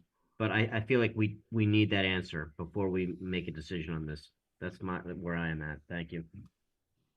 All right, thank you, Vice President Kalis. I just want to say that I always keep like little notes on phrases, and right now, the phrase that there is a warehouse in Potsdam is leading for the phrase of the FY 2025 budget discussion. But there's plenty of time. Council Block. Councilor Malaki, I admire your tenacity on this matter. And Councilor Danberg, I appreciate all your emphasis on the recycling and environmental impact of this. I have a personal plea. I really mean this.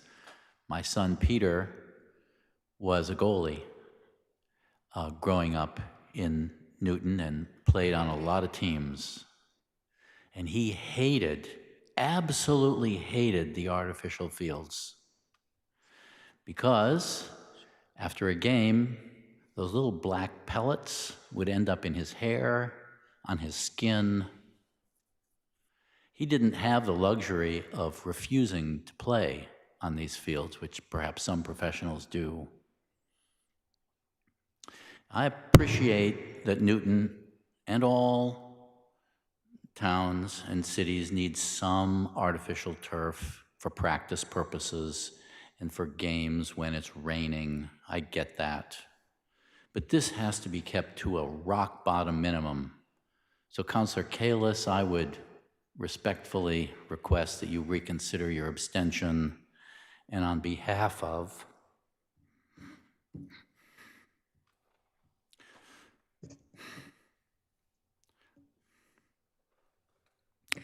the goalies that will play for our teams, I ask you to support this resolution.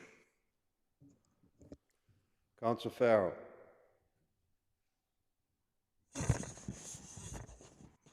Thank you, Chair. This is an enormously complex issue, and I really wish it were divided into two. One is using the fields, putting them down, and whether they're safe or not. And then the second one is recycling of the material once they come to the end of life, of their life. That is a huge problem. I spent 3.5 years in the early 2000s working with the then City Council and Mayor David Cohen in looking at changing or reestablishing the fields at Newton South High School, which were unplayable, absolutely unplayable. And for 3.5 years, and this was not a cavalier decision, but for 3.5 years, people talked about, do we do artificial turf? Do we not do artificial turf? We had many people come in and speak to us about the health issues. There were doctors who would come in and tell us, yes, there's an issue, but you know, the injuries, there are no more injuries on turf than there are on grass. They're just different, and they're all significant. Anyhow, the conversations went on, and it was fully discussed. The resolution came about because the fields at South were absolutely unplayable. And I believe that the field at Albemarle has become that. And then, neither then nor now, has the city been willing to make the commitment to maintain a natural grass field. It's enormously expensive. Let me just say to you also that it's not inexpensive to keep a turf field. Go ask the people at Boston College who spend hundreds of thousands of dollars a year, but they can get away with it because they're with is it the SEC that they're members of? ACC, excuse me. But there are kids today in the leagues whose parents are adamant that they want playing time on the fields, and there just aren't enough fields. And what is really hard is I suggested last year that there ought to be a condition on redoing South, adding to North, and doing Albemarle, and that would be that Parks and Recreation would have the responsibility of determining how these fields were going to be recycled, investigating what the real health issues are, and beginning to plan for the cost of replacing. Because 10 years from now, it is going to cost the city $10, $12, $15 million, once again, to replace all 4 of these fields. And there's no plan, as far as I know, within the Department of Parks and Recreation to do that. But what really concerns me is the way the city is making some of these decisions. By that, I mean Parks and Recreation. They are essentially talking about fixing Albemarle so that Newton North will have 2 fields, because South has 2 fields. And all of the people who are using the Albemarle right now, all of the leagues, it's one of the only lighted fields over in that part of the city. All of the leagues now are saying, where are we going to play? When North comes out and actually controls the fields. And I'm not saying they shouldn't have some fields, but these are the questions that really need to be discussed. Where are all those teams going to go that want to play after school, want to play at night with some lights, but North takes over the fields. They'll take it over for soccer, they'll take it over for football. These are really difficult questions that I had this conflict when I put my name on this resolution. I think we need to charge Parks and Recreation with the responsibility of ensuring that this stuff does get recycled. It shouldn't be us, it shouldn't be a counselor who goes down to Pennsylvania and gets thrown out of a manufacturing plant. It should be a member of, nobody should get thrown out, but A staff person at Parks should be required to do this. Parks and Recreation should be required to ensure as much as possible that the health effects are within reason. Nothing's going to be perfect. And also, I'm probably repeating myself because this has just exercised me for 15 years, the whole playing field business. We can't get a plan from Parks and Recreation about the other fields that need to be built. You look at the expanse behind Oak Hill and Brown Schools, Oak Hill School. That's a huge piece of land. And you cannot get an answer from Parks and Recreation about how they're going to be used. And they need to be fixed. They're flooded all the time. Because again, we live in wetlands over in Ward 8. I'm sure you do in other areas too. But Parks and Recreation has got to give us a real plan about the fields that exist, how they're being used. Are all 42 baseball fields being used? 42. It's a dying sport in school. Everybody wants to play lacrosse and soccer and other. Anyway, not to get into that, but this is. I hope that we will have an opportunity to challenge Parks and Recreation about this.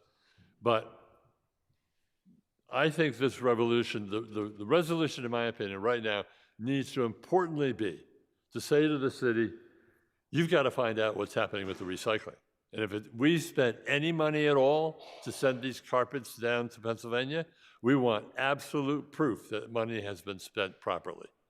And we want to know what's going to happen with North or whatever they're promising they'll do now, since they're the only other contractor. Again, hugely complex. There are two pieces of this.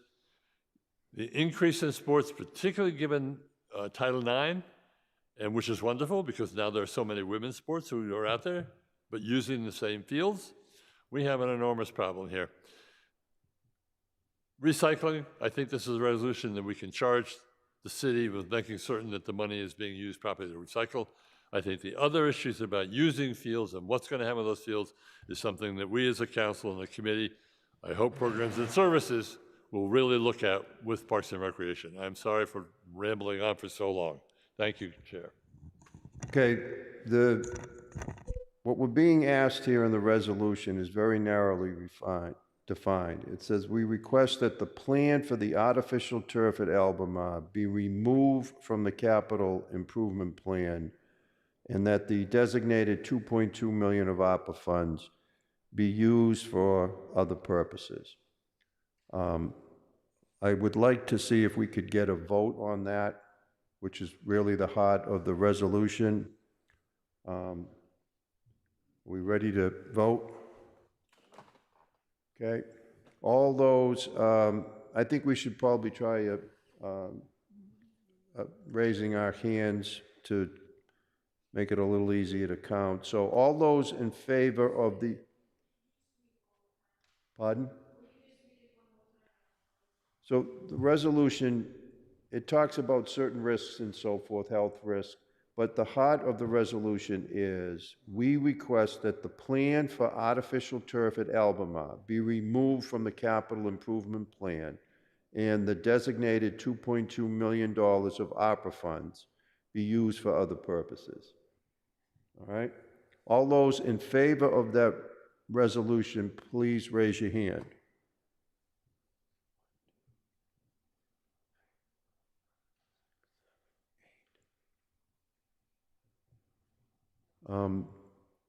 All those opposed to the resolution?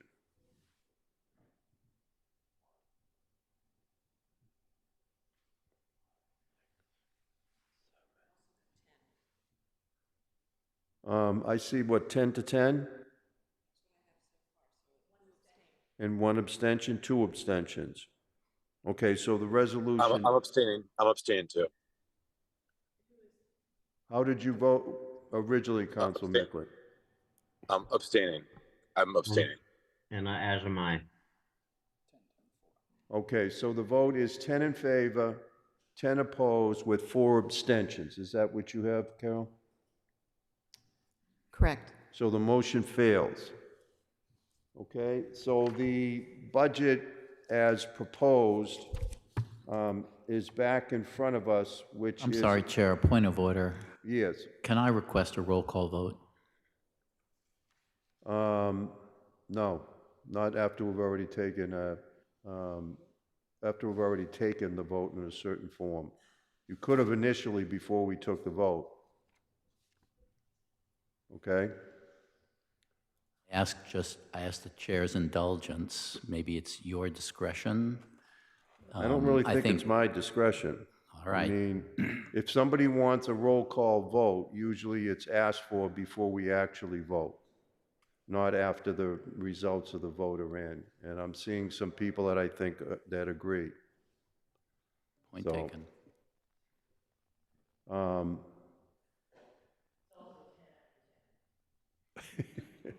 I tried. We got a little off focus, but anyway, so far it's been a good night. So let's end on a positive. So the vote was 10 in favor, 10 opposed. So it fails.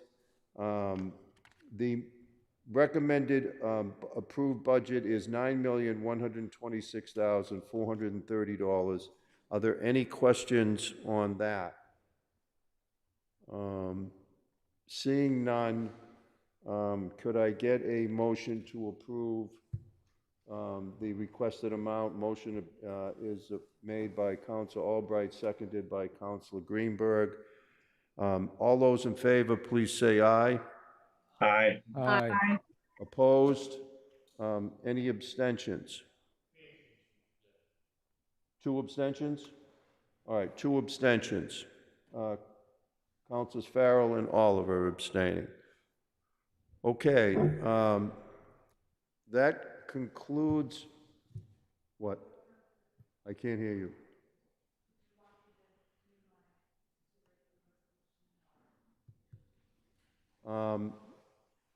Why don't you, well, yeah, that's right. Why don't you read it and at least read it to us and see if we think that this is something that might move quickly? Very short. Use the microphone. Pardon? Well, that's it. Councilor Krinsman? I'm just asking to use the microphone because we couldn't hear online. Yep, I will, thank you. This is a resolution to increase the traffic calming funding from the stated amount of $400K for FY25 to $600K in order to complete more of the prioritized streets and intersections this coming year. This additional funding of $200K would come from free cash. Okay. And when you say free cash, are you designating a year like FY23 or FY24 to be, which is yet to be designated, but Okay. will be designated in the next fiscal year? Yeah, next year's. Okay. Yeah.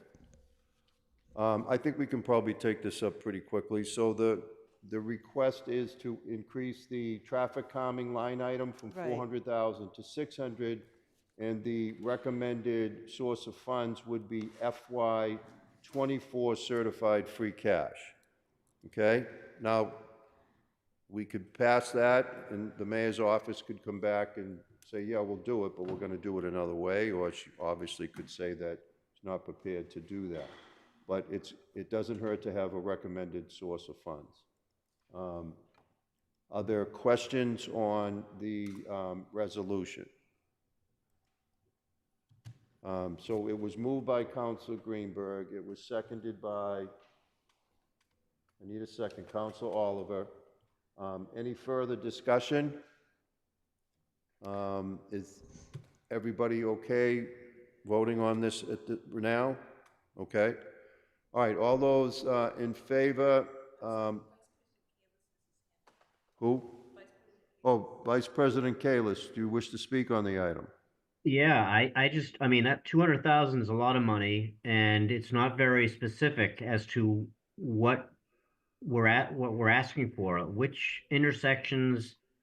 It just, I don't know. I'm looking for some more specifics around what the thinking is.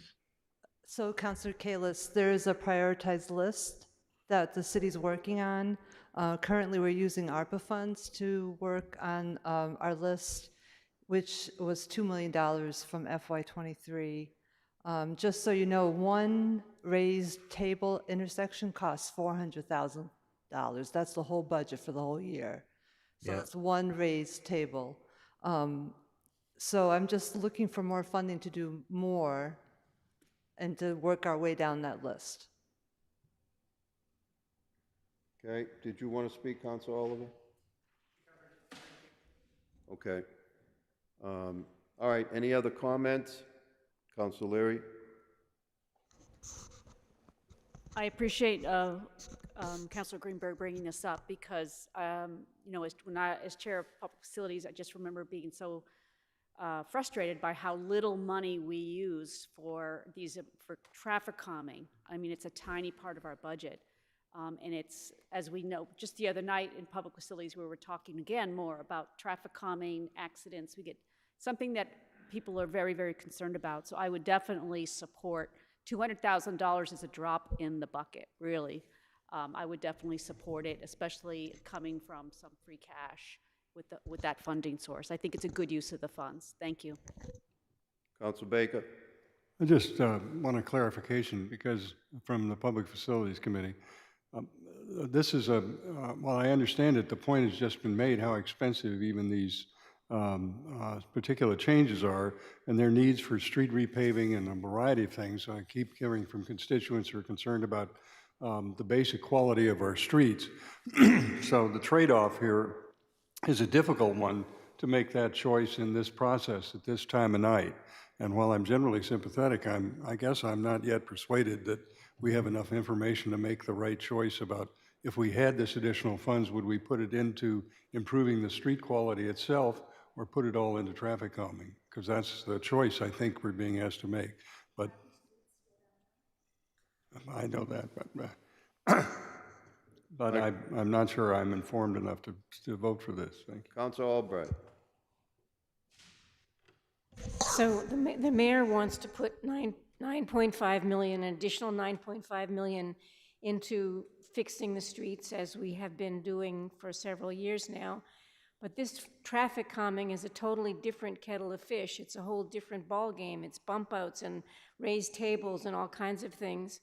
And I mean, we do have a huge long list that's been waiting.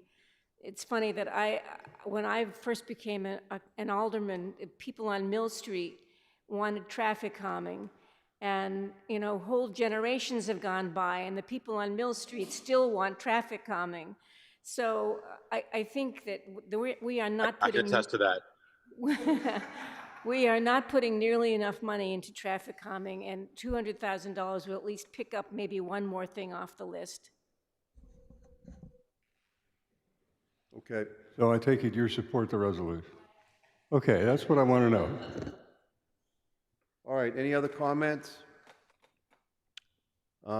Seeing none, all those in favor of the resolution, can you please raise your hand?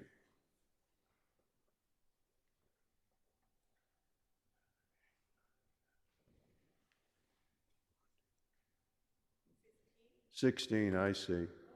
But either, it's going to pass. All those opposed? 1, 2. No, 1. I was a vote in favor. Sorry, I was just late.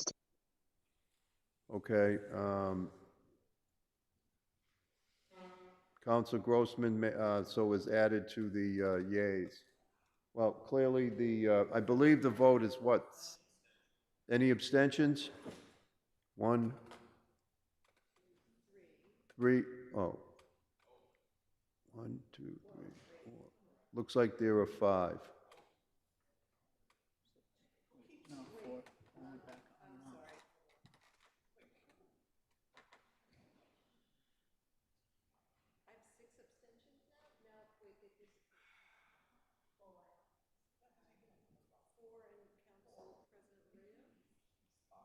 Council Laredo abstained, and I was voting against it based similar to what Councilor Baker was saying. It's a little late in the night to be making a $200,000 decision, so put me as an abstention, please.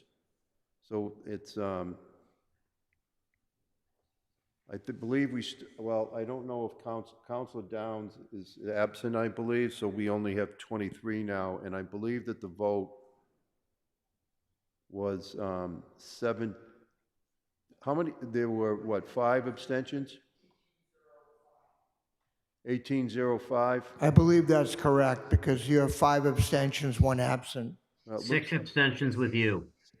6 abstentions, that's right. 1706. Thank you. That's it. We're not changing it. All right? All right, can I have a motion to recess the committee of the whole until 7 p.m. Monday evening? Motion's made, seconded. The motion, all those in favor, please say aye. Aye. Opposed? Aye. Any abstentions? Motion passes unanimously.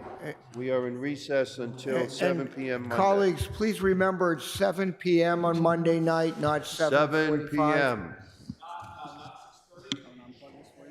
Yeah, please.